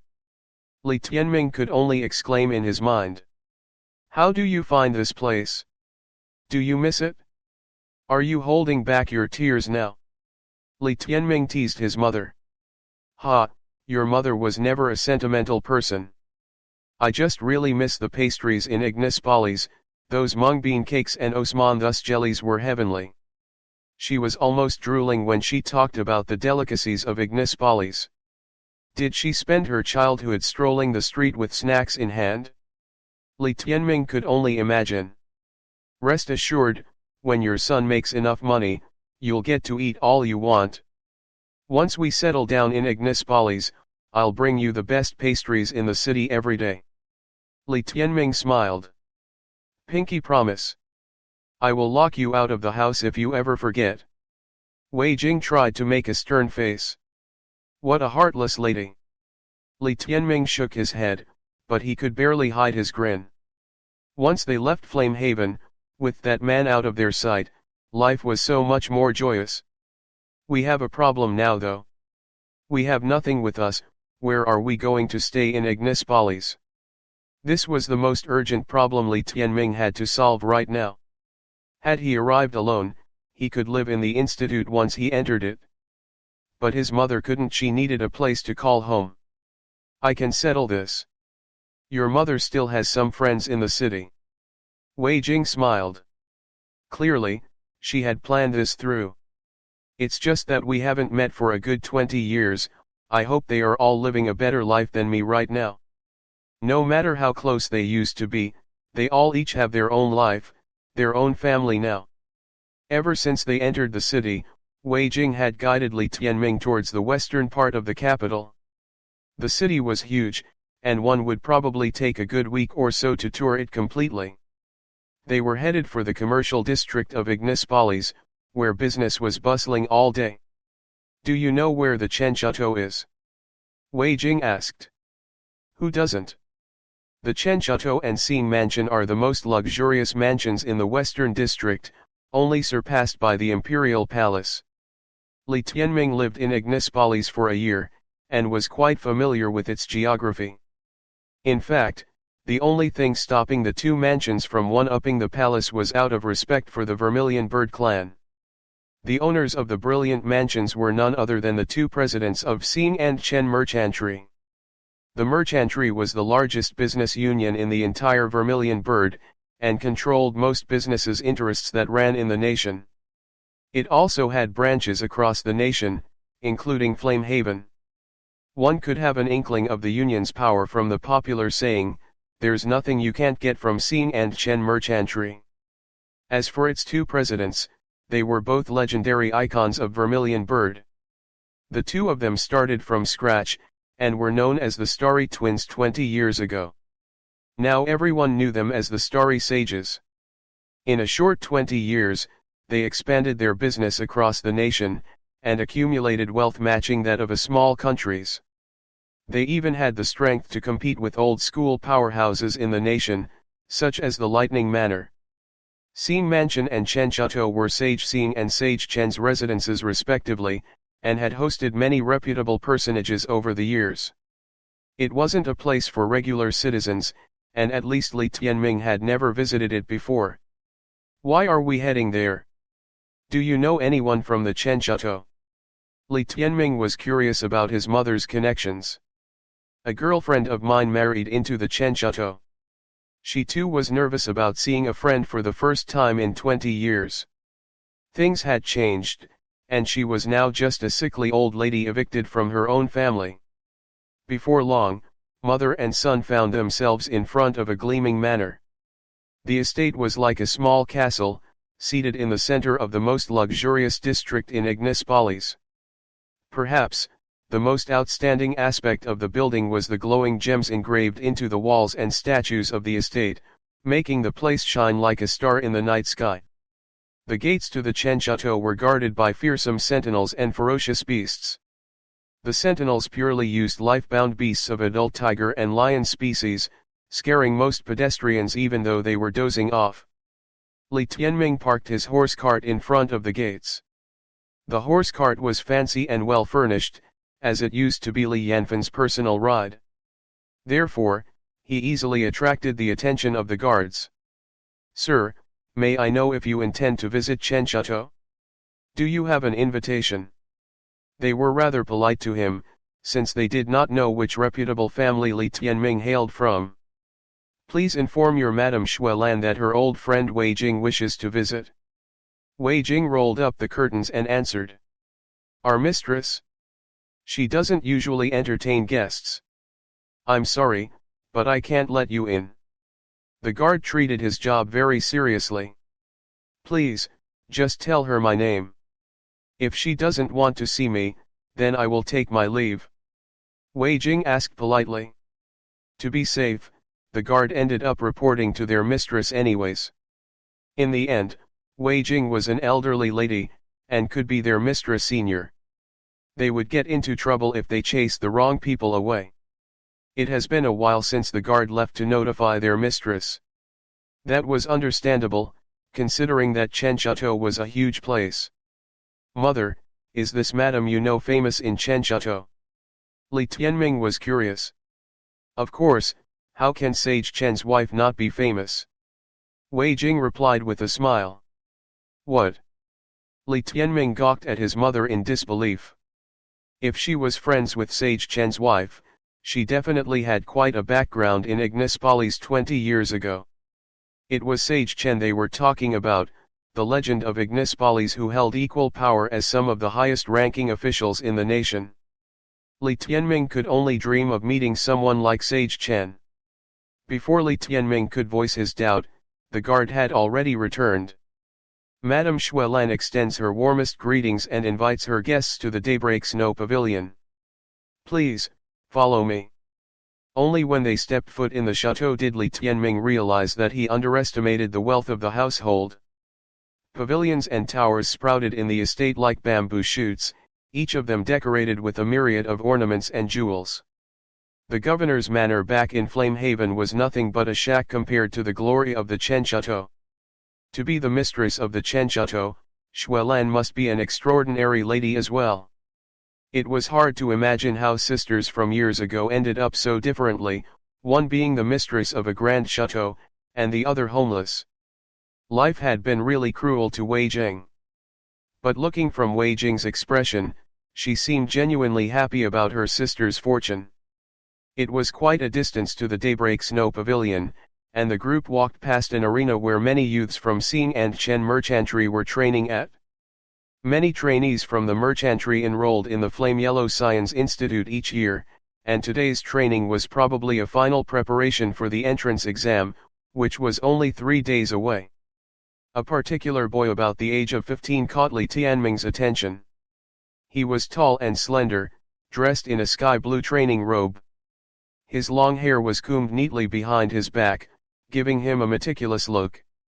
The most prominent feature about him was still his eyes, sparkling and crystal clear. From a single look, one could tell that the teenager came from an impressive family. The nobility that ran in their blood was not something you would find in common youths. Even in an arena filled with promising youths, he stood out among the rest like a shining star.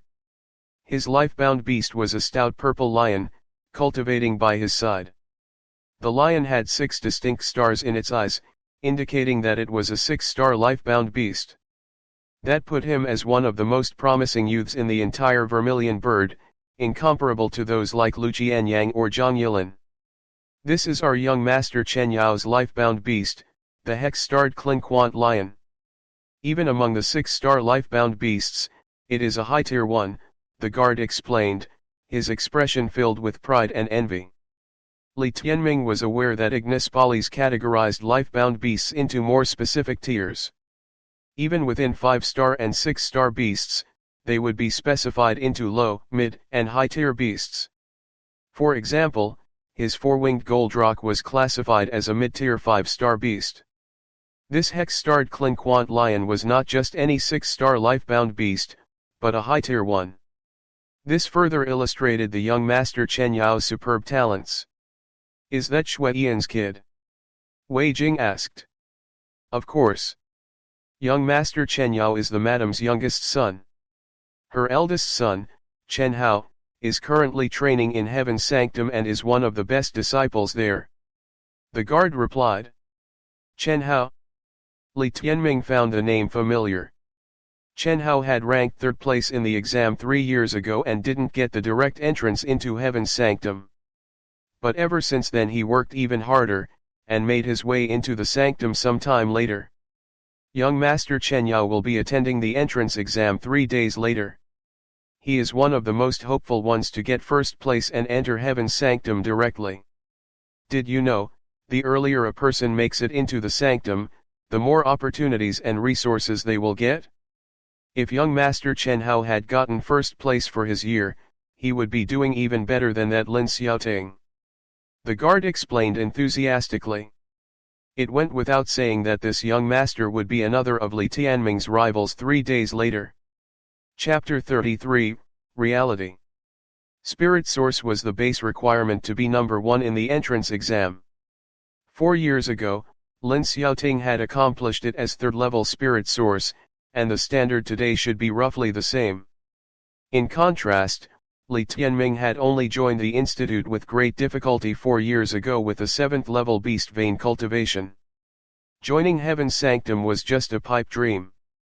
He had made great strides recently and had hopes of rising up through the entrance exam this time. He would make progress on his mother's illness if and only if he joined the sanctum. They soon reached Daybreak Snow Pavilion. A beautiful madam dressed in golden clothes was waiting for them inside. Even though she was likely 40 as well, no traces of time could be seen on her. Her flawless skin seemed to belong to a teenage girl instead. Her tall and slender frame was delicate and strong. She had obviously maintained her body well, and combined with her noble air, gave her a sort of grace. If she were to go to the streets, anyone would identify her wealthy background easily. "It really is you, Jing-er."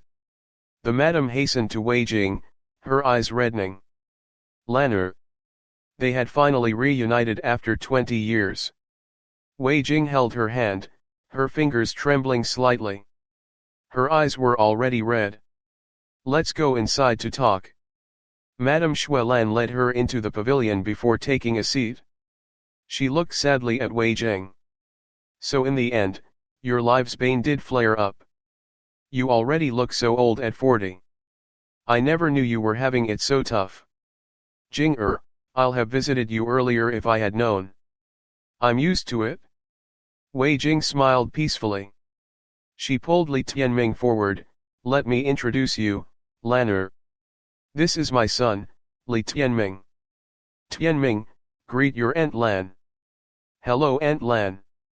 Li Tianming paid his respects politely. He was sincerely happy for his mother to find an old friend in Ignis Follies. "Your kid has grown so big. That's nice, he should be close in age to my Hao-er." Li Tianming stood by the side and listened to them chat. "Jing-er, it's been 20 years. Your reason for returning this time?" "I've ended it with Li Yanfan. I won't be returning to Flame Haven. I'll be in Ignis Follies from now on. I've missed this place and the rest of you. If only you hadn't been so stubborn then," Xuelan sighed. Wei Jing shook her head. "No need to mention old matters." Xuelan pursed her lips. "Fine. Did you return because you hope the Sanctum Potentate will help you resolve the curse? I don't think it's likely. He's the one who kicked you out then. With his personality, I doubt he'll have forgiven you even after 20 years. No, not for that." Wei Jing still wasn't interested in pursuing old topics, which led to a slight disconnect in their conversation. "I returned because I want to reside peacefully in Ignis Follies and spend my last days with my son. I thought I'd visit you while I was at it." I'm happy you all are living so well. Is that so? Xuelan nodded. I respect your choice regardless. I have a favor to ask. Wei Jing leveled a serious look at her. Don't speak like that.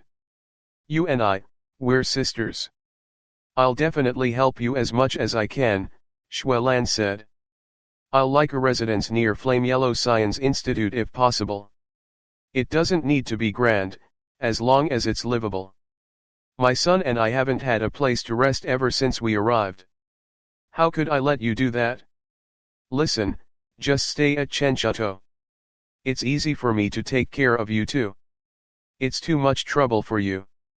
I'm someone who's going to pass away soon, so I just want some peace and quiet. Wei Jing shook her head. Jing pain was written all over Shuiyan's face. Don't worry. I'll make the appropriate arrangements immediately. Thank you. On that topic, are you looking for a residence near the institute as your kid got a flame yellow order and is about to take the entrance exam? Yes. Xuelan considered Li Tianming, before asking, Child, what's your current cultivation? 7th level beast vein stage. Decent, but the competition this time will be fierce. You'll need to work pretty hard to secure a place so you don't let your mother down. Xuelan warned. I'll try my best. Li Tianming nodded. He was definitely thankful to her for helping to resolve some of his mother's worries. However, an unpleasant voice cut in. 7th level beast vein, and you're from the sticks? Don't you think you're somewhat dreaming to want to enter the institute? A young man walked in from outside. Several maids were helping him remove his exercise clothing and don a luxurious set of long robes. Finally, they proffered him water with which to wash his face and hands. So, we have guests, mother. It was Chen Yao, who had completed his drills. Yes, this was my sister in the past. Xuelan looked at her son with warmth and love. Sister. Chen Yao snorted out loud after taking a look. Amazing. You became sisters with an old lady when you were young? She's old enough to be your grandma.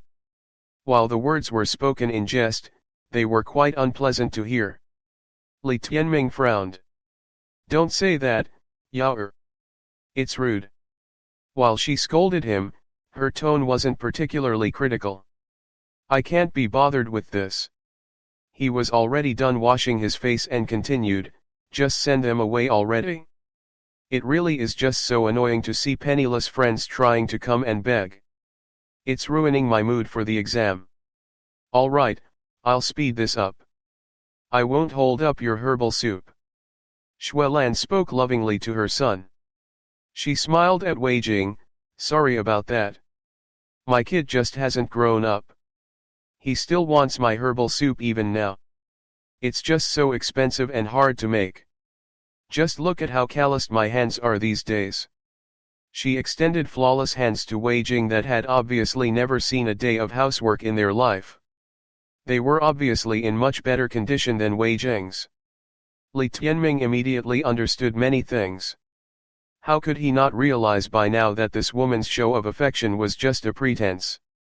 Now, she had made such an overt mockery, and she had even done it without batting an eye. It really was very incisive. How could that be? Lan'er, your hands are just as beautiful as 20 years ago. Wei Jing smiled. Li Tianming had expected his mother to feel uncomfortable, but it turned out she was made of sterner stuff than that. Wei Jing got to her feet. Well, we just arrived at Ignis Follies. We still have many miscellaneous matters to handle, so we won't impose on you anymore, Lan'er. Why not stay a little longer? I'll get the servants to prepare a feast. Xuelan said, reluctant to part. No need. Wei Jing shook her head. Fine. We'll have lots of opportunities to meet now that you're back. I'll get the servants to prepare Chen Yao in for you all to stay tonight. Someone will bring you over in a while. Her arrangements seemed rather considerate. Much thanks. Someone, come help send off these VIPs. Xuelan was still smiling brightly after Li Tianming and Wei Jing left. "Why do you look so happy?" Chen Yao asked curiously. "Am I? You can't say that. My sister has been suffering for 20 years, and will even have to pass on alone soon. I pity her so much." Xue Yan's mouth twitched. "Is that so? I feel like you're close to dancing, though." Chen Yao's mouth twitched back. "Nonsense. Life really is full of twists and turns. It really is incredible sometimes." Xuelan could no longer resist chuckling. "How boring." Chen Yao recalled Li Tianming's features and suddenly said, "I find that guy rather familiar. What's his name?" It was Li Tianming or something. He's Li Yanfan's spawn. That year, it really was a case of a toad eating swan meat. Xuelan shook her head. "Li Tianming? I remember now. He had entered the institute 4 years ago. Now, he's the butt of their jokes there." Chen Yao was laughing too. "How so?" Chen Yao described what had happened 3 years ago. Even today, people were still discussing it. One woman born with a hard lot in life and a depraved son. What a wonderful match.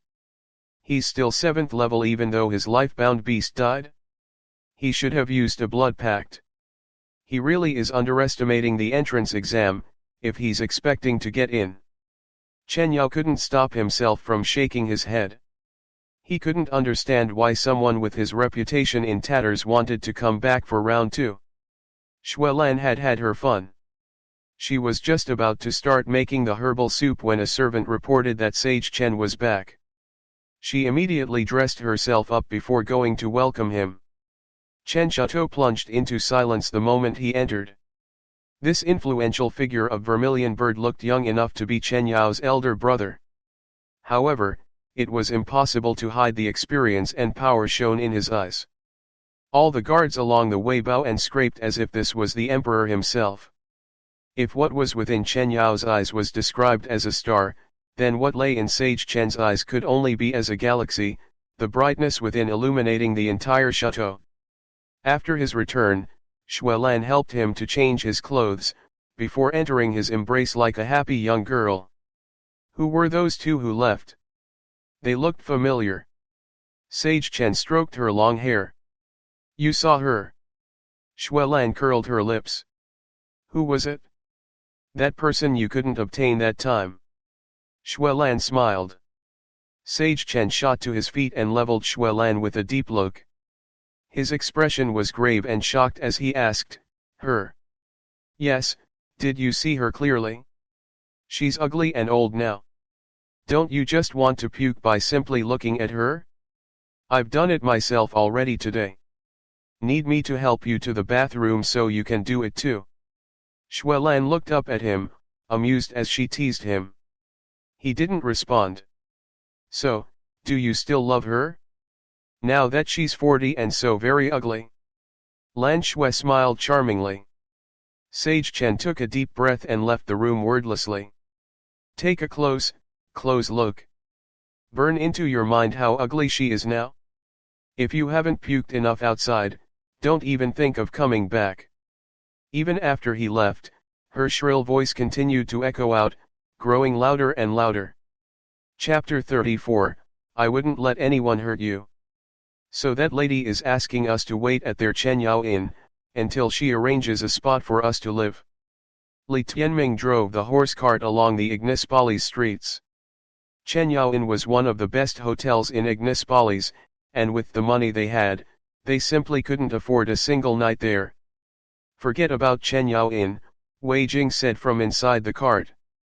Li Tianming was not naive. How would he not perceive the smugness in Xue Yan's voice? If she wasn't going to hide her pretentiousness in front of them, what she would do and say behind their backs wasn't too hard to imagine. Forget about all these so-called sisters.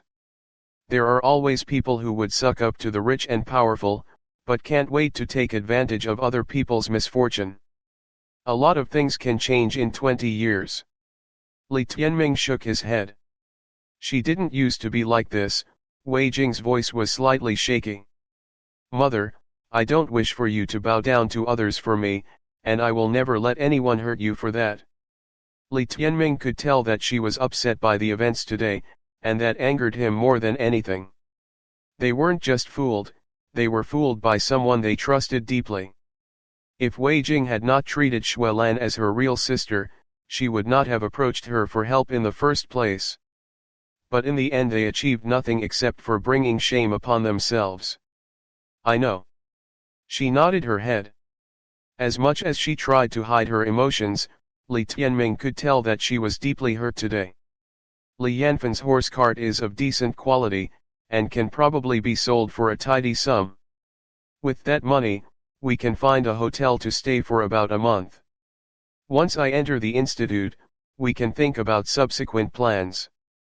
Li Tianming planned their next steps. Xuelan would definitely arrange a place for them to stay, and with her power she could get it done in a minute. But Wei Jing wouldn't even step foot in the Chenyao Inn. They were no longer sisters, but complete strangers. Ignispolis was like a giant whirlpool, things come and go and the people here adapt to survive. Many may have lost their way, but Li Tianming wasn't going to be one of them. In fact, after today's events, Li Tianming swore to himself that he would never let anybody have the chance to ever hurt her again. Mother, it's about time you tell me about Heaven's sanctum. What is life's bane? Who is the sanctum potentate? You are too young, there's no use for you to know all of these. I'm happy enough to be back here in Ignispolis and breathe my hometown's air. Wei Jing said casually, rolling up the curtains. Are you saying that you wish to just be forgotten, to leave this world without anyone realizing? Will you not count on me just this once? Li Tianming turned his head back abruptly, and gazed at Wei Jing. She had her usual smile on. It was possible that she really had these thoughts. Mother, listen. I will make it to Heaven's sanctum, and I will cure your illness.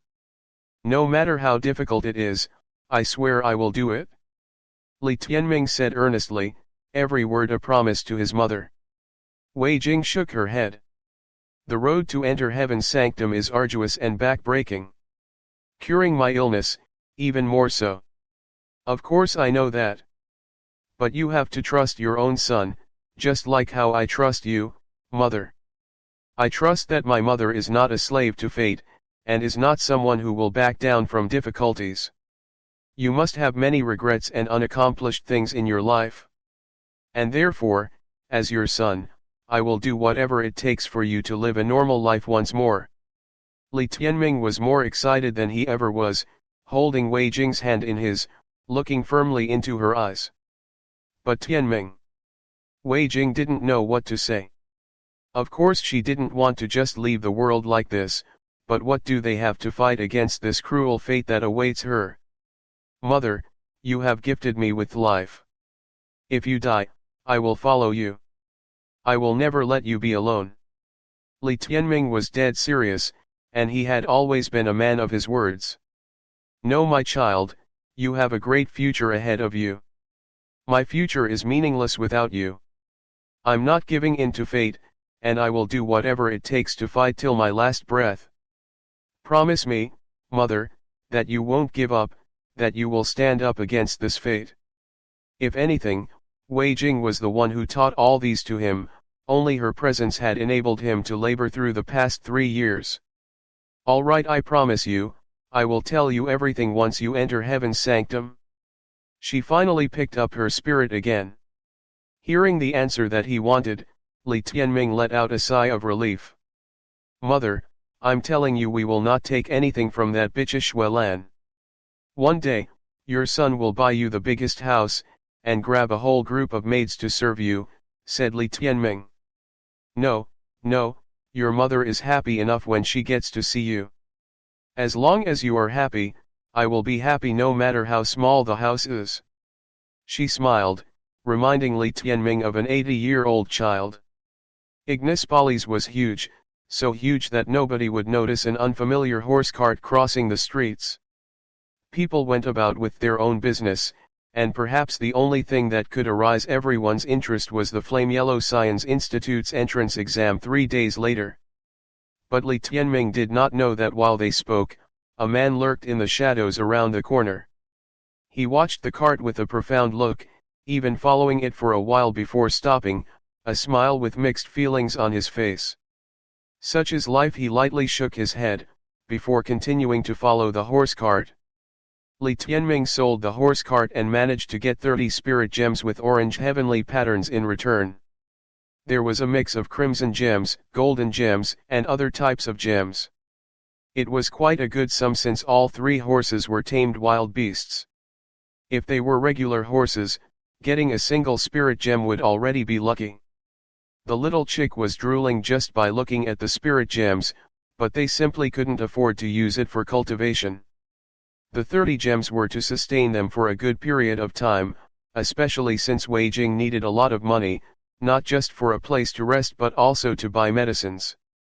As he would attend the exam 3 days later, Li Tianming found a regular inn and booked a room for a month. There was only one bed for his mother to rest, and Li Tianming only needed a solid floor to cultivate. Ever since he obtained the eternal infernal body, his system was much stronger, and he could cultivate for days on end without needing to rest. Having settled down in their room, Li Tianming brewed a bowl of medicine with clear spirit grass and fed it to Wei Jing.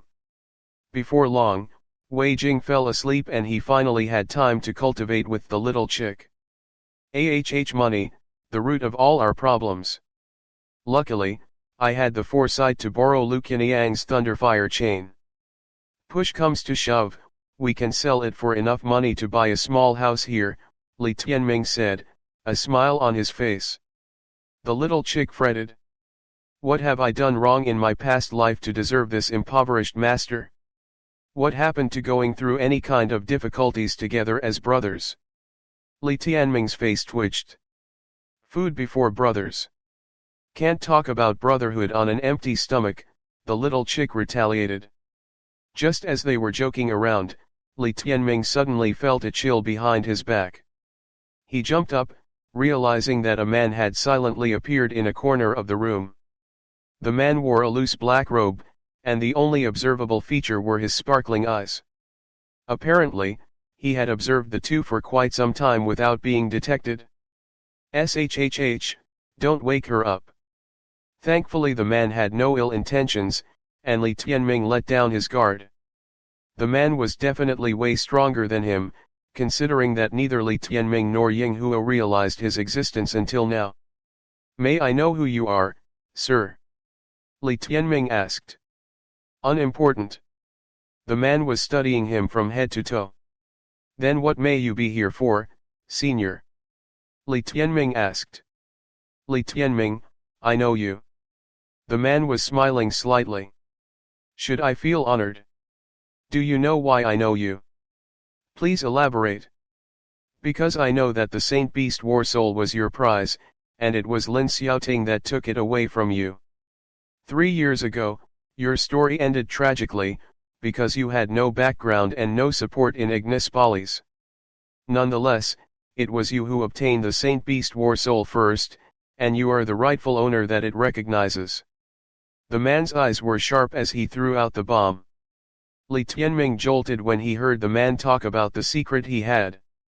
Li Tianming had never told anyone about this before, since he knew that the lightning manner was influential enough to turn his own words against him. Only when a person makes a breakthrough to the spirit source stage would they understand how important the Saint Beast War Soul was.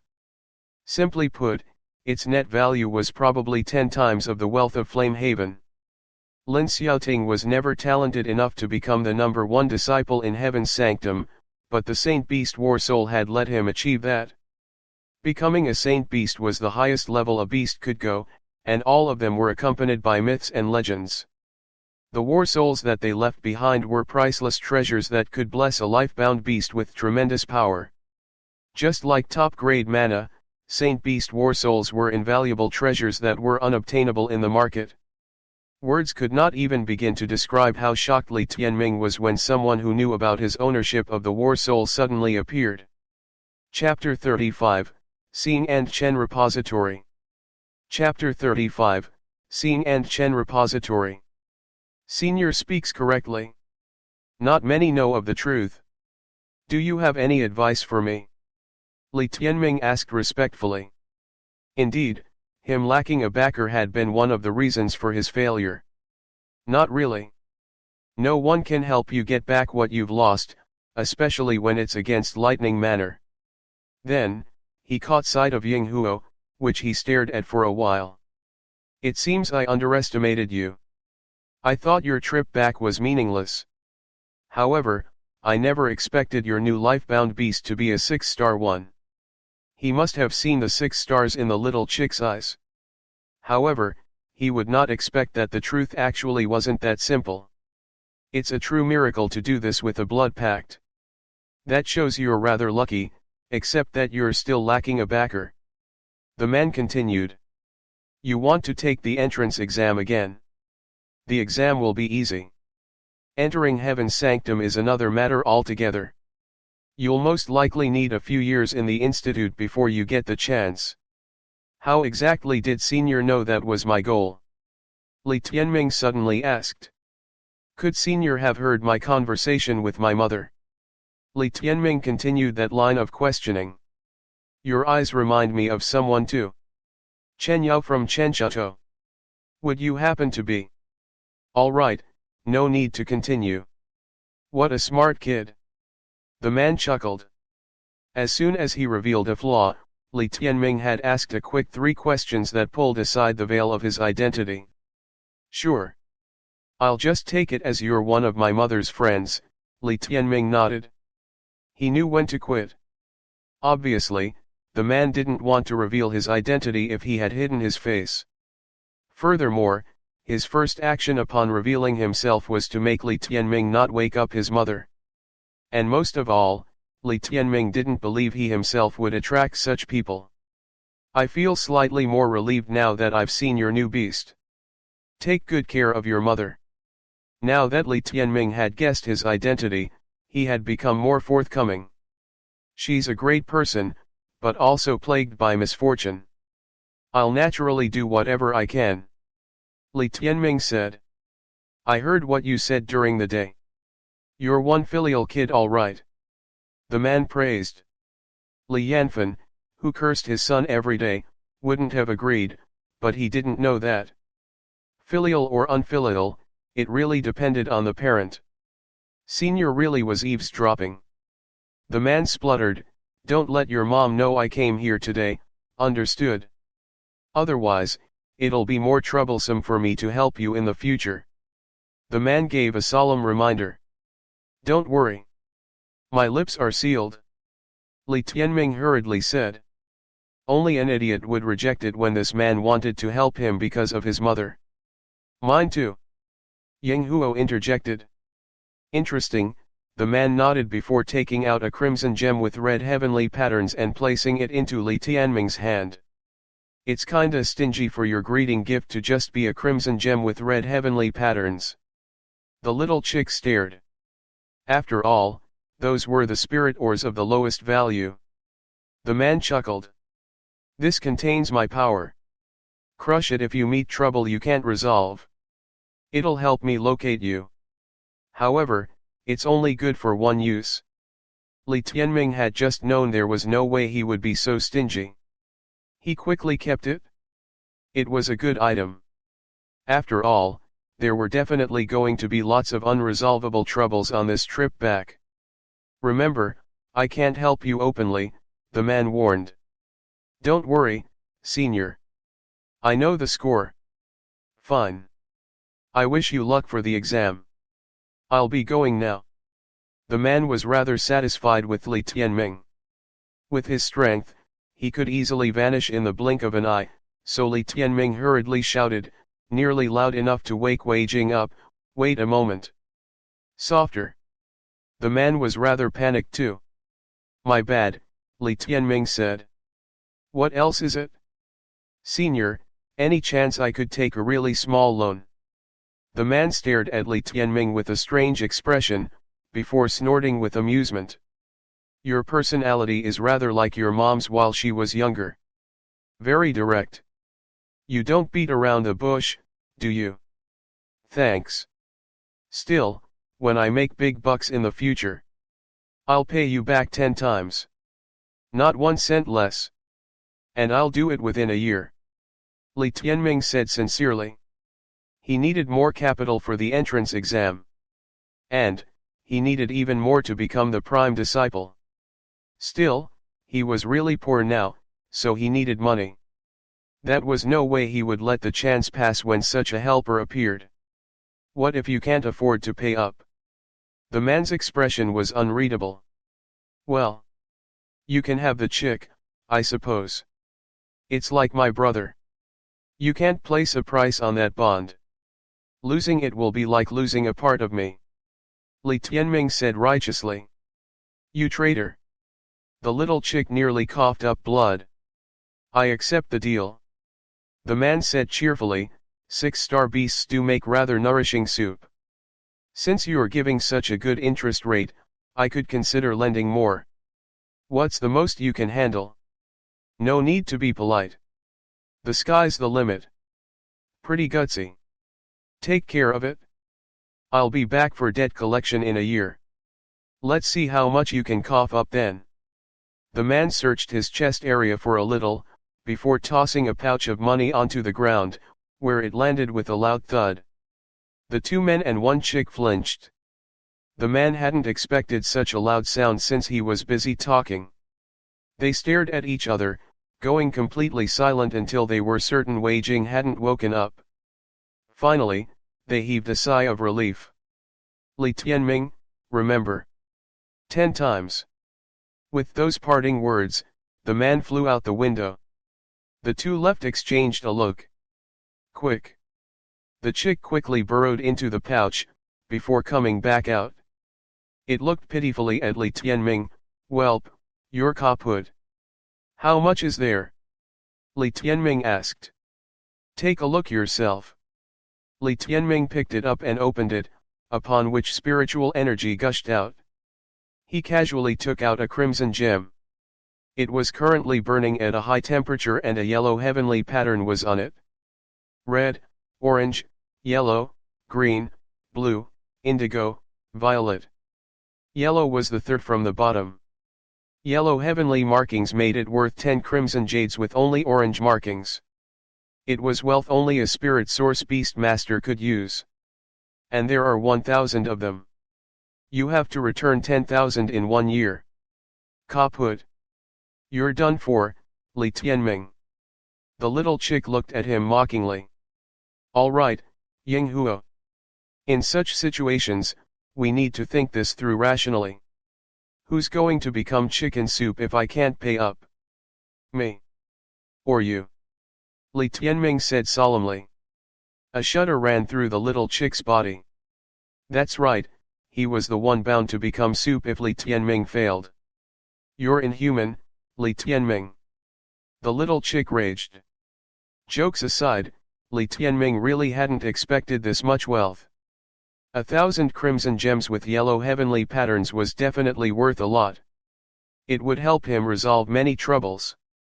Still, he had his principles. Since he had borrowed it, he would pay it back. He hadn't been joking when he said he would pay back 10 times. These 1,000 gems were like charcoal sent during winter, something very much appreciated. Li Tianming was very thankful to that man, even if he couldn't say the identity he had guessed out loud. Even more so, he couldn't let his mother know. She wouldn't accept it? Grace accepted today will be paid back another day. Such kindness shown, especially when he was down on his luck, had to be paid back in spades one day. That was his belief. Their cultivation speed would reach terrifying speeds with this, and it would let him choose some good battle arts. He was clear that what he had wasn't enough if he wanted to rank high in the exam. The exam had 2 parts, the admission and ranking tests. The admission test was just to decide if you could join the institute if you passed. After entry, you would receive guidance and enjoy the resources of the Flame Yellow Science Institute. Participation in the ranking test rested on passing the admission test. It would generate a ranking list of the new disciples. Placing first would grant a direct ride to Heaven's sanctum. Those that ranked well would also be allocated more resources. However, Li Tianming had barely passed 4 years ago. His ranking had also been towards the tail end, so he hadn't had much resources in the institute. As for Lin Xiaoting, he had clinched first and joined the sanctum. Li Tianming's current power would easily let him be admitted. However, the ranking test would be difficult.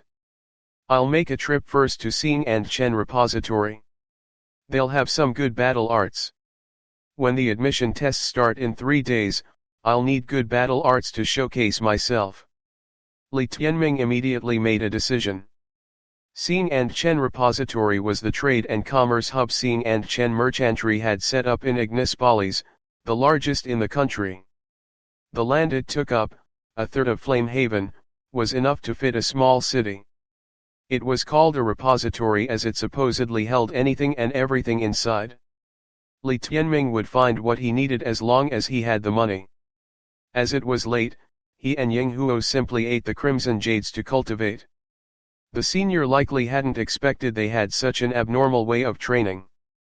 The little chick had been peckish for quite a while. They made smooth progress towards the 8th level, enough that Li Tianming had the feeling they would reach it within the 3 days.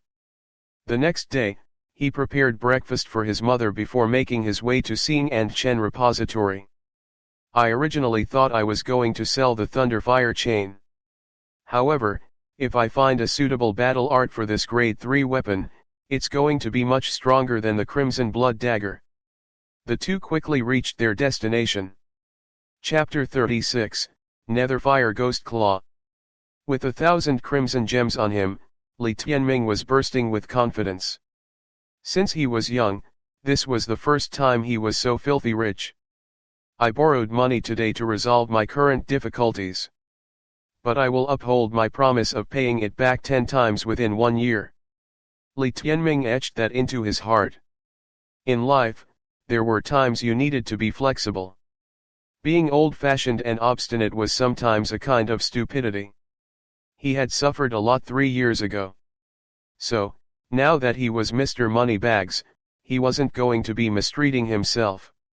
At the Xing and Chen repository, he would take whatever he wanted, whatever battle art that would enhance the pair's talent to the fullest potential. Bloody Soul Hunt is a supreme beast-ranked art.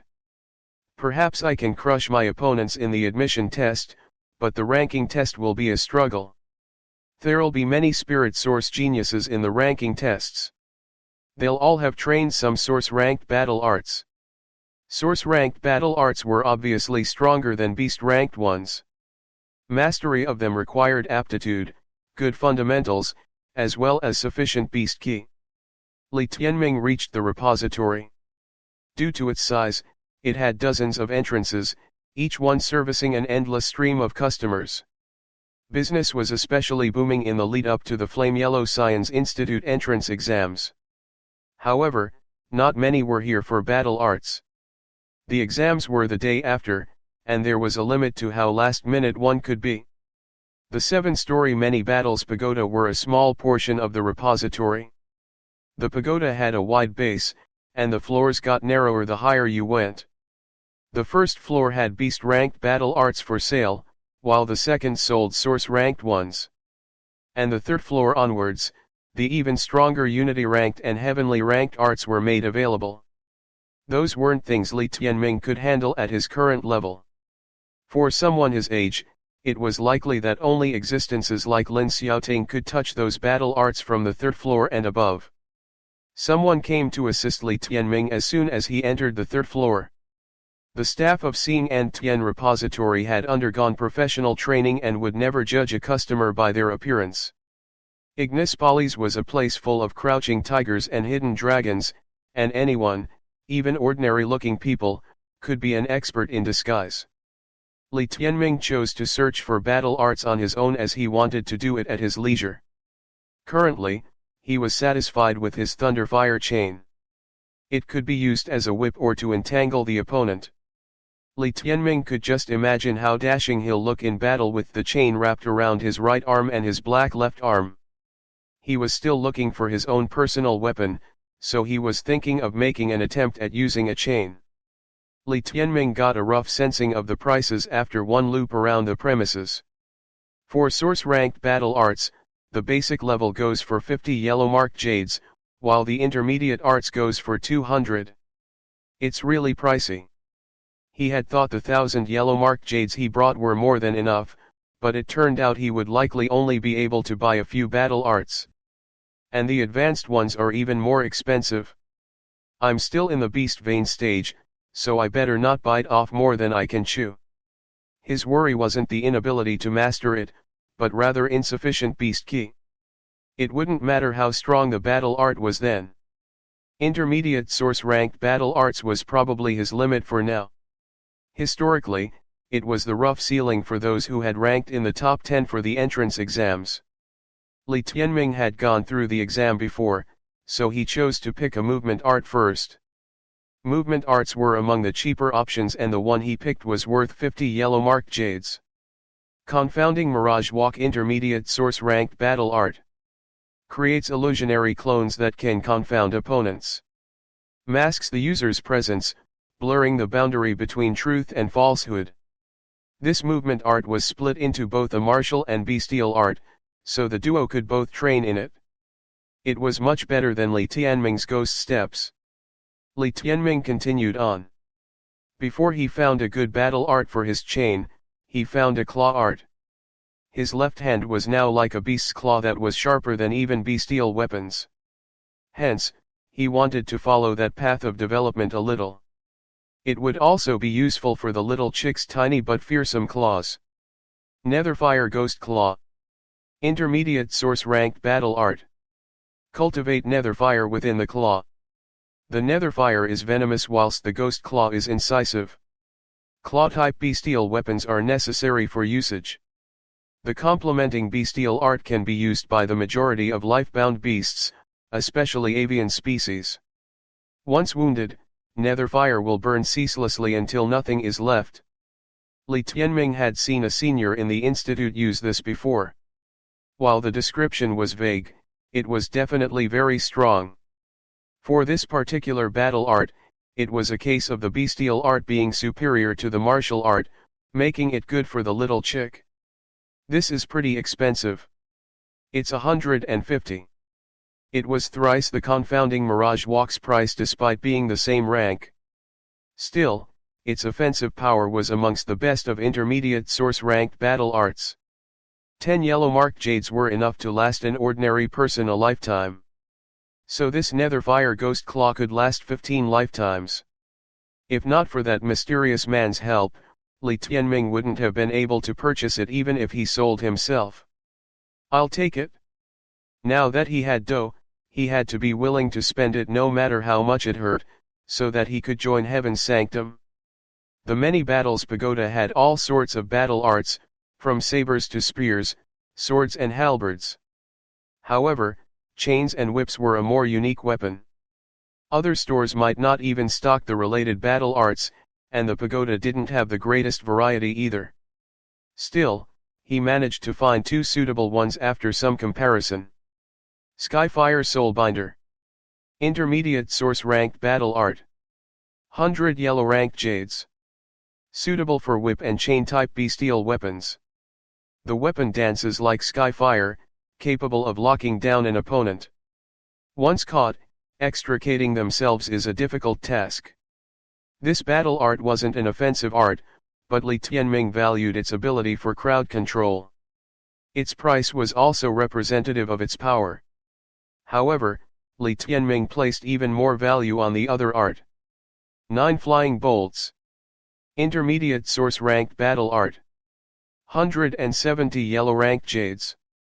Composed of 9 consecutive whip strikes, each fiercer than the last. Striking like a rain of lightning, this art is unblockable and matchless in power amongst intermediate source-ranked battle arts. It was even more expensive than the netherfire ghost claw and was close in price to some advanced source-ranked battle arts, a testament to its power. Although the 4 battle arts Li Tianming had his eyes on were pricey, he had long since decided to go for broke. 470 yellow mark jade. You actually spent half of what you just borrowed a day ago. What a wastrel, Yang Huo said, feeling pained. The more Li Tianming spent, the less it could eat. If you prattle on some more, I'll be having you for dinner. Confounding Mirage Walk, Netherfire Ghost Claw, Skyfire Soulbinder and the 9 Flying Bolts. Li Tianming had bought a movement art, a crowd control art and 2 attack arts for the Black Arm and Thunderfire Chain. This was the best selection he could make. The confounding Mirage Walk and Netherfire Ghost Claw were enough for the little chick, while it wasn't able to train in Skyfire Soulbinder and 9 Flying Bolts. What a waste, buying stuff I can't use. Yang Huo jabbered. Hey, don't blame me if your whip is too short. You could train in the 9 Flying Bolts if you were the lightning bolt cheetah size. Li Tianming teased. Are you mocking me? The little chick continued its racket in the life-bound beast space. Hey, be careful. Don't step on your siblings. Li Tianming chuckled. He examined them briefly. That one egg had increased in activity recently, but it still hadn't hatched. He was getting impatient. Will I become a twin Beastmaster when it hatches? Li Tianming was feeling rather expectant. A twin Beastmaster referred to those who were gifted with 2 life-bound beasts when they were born. It didn't just provide a quantity increase, but a fundamental change to the symbiotic system. A twin Beastmaster would receive the benefits of 2 beasts cultivating. Hence, they would be much stronger than their peers in the same level. For example, in 9th level Beast Vein, a twin Beastmaster would have a total of 27 Beast's Veins, as compared to an ordinary Beastmaster's 18. 9 Beast's Veins allowed storing more Beast's Ki. The Beastmaster's Beast Veins would also have received 2 remoldings from their beasts, making it stronger again. And most of all, a twin Beastmaster against a normal Beastmaster would always be a 3 versus 2. Chapter 37, Twin Beastmaster. In fact, all the twin Beastmasters were well-known experts, and they often lived their whole life under the spotlight. Anyone would envy a twin Beastmaster, and Li Tianming was no different. But he never imagined that he could become one himself one day. Not just that, he still had 9 eggs that were unhatched, which marked him as an up-and-coming decuplet Beastmaster. Just the thought of having 10 life-bound beasts was overwhelming. In Vermilion Bird's history existed sagas of triplet Beastmasters, and even then, those were just myths with no concrete evidence. Having 10 life-bound beasts was out of anyone's imagination. The only thing Li Tianming knew for sure was that his body would be completely modified by the bloodline of his 10 beasts, and his strength would also be the sum of the 10. Such were the benefits of symbiotic cultivation, where the numbers and grade of the life-bound beasts determined the talent of their masters. As for why Li Tianming knew so much about twin Beastmasters, it was because he personally knew one of them. That person was none other than his foe Lin Xiaoting, famous for commanding 2 life-bound beasts. This is just the first step of my revenge. Li Tianming looked at the 4 battle arts in his hands. It was only going to get tougher from here on, but he was ready for the challenge. Mu Qingqing was in the city too. 4 years ago, they arrived at Ignis Polys together, helping each other out and clearing the entrance exam together. Li Tianming thought those were the happiest days of his life. But he could never expect that the woman he trusted the most betrayed him for wealth and power, stabbing him in the back together with Lin Xiaoting. He hated Lin Xiaoting, and of course he hated Mu Qingqing. He was no saint, and would not hide his yearning to kill them both. There was no room for negotiation around that, as that was the only way he could honor his brother, Midas, who had fought alongside him for more than a decade.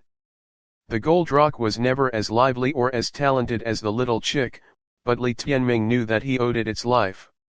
Every feather that was torn out from Midas on that stormy night was like a dagger that stabbed straight into Li Tianming's heart.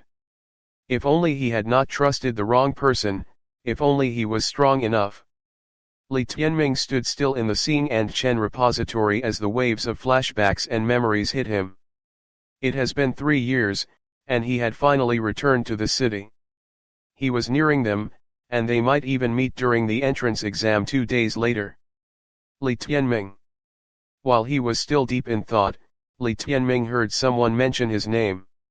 He quickly set his memories aside and was surprised to see some familiar faces. Standing behind him was a brilliant-looking boy surrounded by a group of youths of the same age, all of them studying Li Tianming. He was none other than the young master of the Xing and Chen repository, Sage Chen's youngest son Chen Yao. They had just met at Chen Chateau yesterday. "You know my name." Li Tianming recalled that he didn't introduce himself during yesterday's meeting. "Of course, you have quite the reputation around here." Chen Yao replied with a grin, causing the group to snicker. "Most people around here know your stories, although if you hadn't returned, they would have forgotten about you by now," said one of the girls beside Chen Yao. "Ying don't be so rude to brother Tianming. It's not easy for scum like him to muster the courage to come back and make a fool of himself." A hulking boy about the height of 2 meters laughed. The group of them were all younger than Li Tianming, perhaps around Lu Qianyang's age. Li Tianming didn't expect his name to be so well known. It seemed that Lin Xiaoting had put in a lot of effort to defame him. "Chen Ying, Chen Ding, don't mock him. If he ever decides to take his own life in shame, you are all accountable." Chen Yao smiled. Brother Yao must have underestimated him. His face was thick enough for him to not die of shame 3 years ago after the atrocities he committed, Chen Ying muttered, causing the group to chuckle again. It was sad to see kids from reputable families being brought up like this, Li Tianming thought. Chen Yao walked towards Li Tianming, and spoke in a threatening tone, "Was that granny yesterday your mother? What a hideous sight, don't you ever bring her near my mother again. Not only do you dirty Chen Chateau, you are also besmirching our reputations." Li Tianming could never tolerate anyone speaking bad of his mother. While he initially held no hostility towards this young master, he had changed his mind after these words. Then again, the both of them wanted to compete for the slot to Heaven's sanctum, making the two of them rivals during the entrance exam. "Chen Yao, remember that there are some things that should never be said. You never know when you will be regretting them," said Li Tianming. "What, you mean that I'll regret looking down on you and your dying mother?" Chen Yao was cracking up. As for the group behind him, they were already rolling around in laughter, as if Li Tianming was some kind of clown. "Think what you want, but you will see for yourself what I mean soon," Li Tianming said, unaffected by the taunts. After all the things he had gone through, he was no longer affected by insults like these. Li Tianming knew better than anyone, that the best way to retaliate was to trounce them when the right opportunity arrived. What was the fun in beating them now, when he could do so during the entrance exam in front of thousands of audience, and crush his hope of entering Heaven's sanctum? Is this a challenge? Chen Yao looked at Li Tianming as if he was some kind of an idiot. What a poor thing. It looks like the accident 3 years ago had permanently damaged his brain. Chen Ying said. "Brother Yao, what do you think this fool is doing in the repository? Look at the 4 battle arts in his hand, do you reckon he might be here to steal?" "You're right, this is the source-ranked battle art area, each of these is worth a fortune. There's no way he can afford all 4 of those." The youths were not joking when they said that, and it would have been true if it wasn't for the mysterious man's help. "Don't let him take them, someone, chase this thief out of the repository," Chen Ying urged. "Just chasing him away is enough? We better teach him a lesson," Chen Ding commented. They thought they were acting clever, and it was true that they had the backing to. But in Li Tianming's eyes, such arrogance and insolence would never get them anywhere in life. At the young master's words, a bunch of guards closed in on Li Tianming, ready to pounce on him anytime. "Thief!" Li Tianming snorted at their imagination. He couldn't be bothered with these immature kids, especially not when he was in their territory. His main goal for the day was to select battle arts for himself. There were ample opportunities to shut those brats up after he mastered them. Li Tianming walked towards the counter. Naturally, The cashiers had witnessed the happenings too, and were watching him closely. While the exit may be right beside the counter, Li Tianming would be naive if he thought he could make a run for it. The Xing and Chen repository was filled with trained experts who could take down Li Tianming within seconds. At the center of everyone's attention, Li Tianming handed the battle arts to the cashier. "That's all, please pack it up." The cashiers were probably thinking of the same things as the youths, and one of them said, "Sir, do you know what's the consequences of messing with Xing and Chen repository?" "Huh, is this how you treat your customers? How eye-opening." As he spoke, Li Tianming drew out his pouch, emptying its contents onto the counter. The yellow-patterned crimson gems splattered across the table, and Li Tianming only stopped pouring after he counted 407 gems. Li Tianming smiled. "I pay for what I want, no. If this is considered as messing around, then the repository will have quite a lot of people to deal with." The moment Li Tianming started pouring out the crimson gems, the cashiers were already bemused. That applied to Chen Yao's group as well, who were ready to see Li Tianming make a fool out of himself, but now, they were just standing there stupidly. Li Tianming was amused. Of course he would not tell Chen Yao that the money in his pouch right now all came from Chen Yao's father. "Pack it up and stop wasting my time," Li Tianming re-emphasized. "Yes, please give us a moment." The Xing and Chen repository had strict regulations, and even the young master couldn't stop Li Tianming as long as the latter followed all the rules. In fact, Chen Yao himself would have to pay for what he wanted in full sum, as the Xing and Chen merchantry wasn't Sage Chen's personal business, but instead a union run by a varied group of people. Chen Yao and friends could only watch as Li Tianming walked past them with the 4 battle arts that he paid for. "These are at least intermediate source-ranked arts, what use do you have for them, to fuel your stove?" Chen Yao had heard from his mother that Li Tianming was only 7th level beast vein. Li Tianming turned around with a smile and said, "Of course, please drop by and try my cooking once I'm done. Better not piss yourself after trying it." Before the rest could react, he had already left the building. Gosh, why would he dare taunt brother again? Just what is he thinking? Chen Ying found it unbelievable. "Forget it, we shouldn't lower ourselves to his standard." Chen Yao shook his head. In hindsight, some of the things he said today weren't that appropriate, and reflected poorly of him. After all, why should a lion bother himself with a mere cripple? It was already noon when Li Tianming returned to the inn.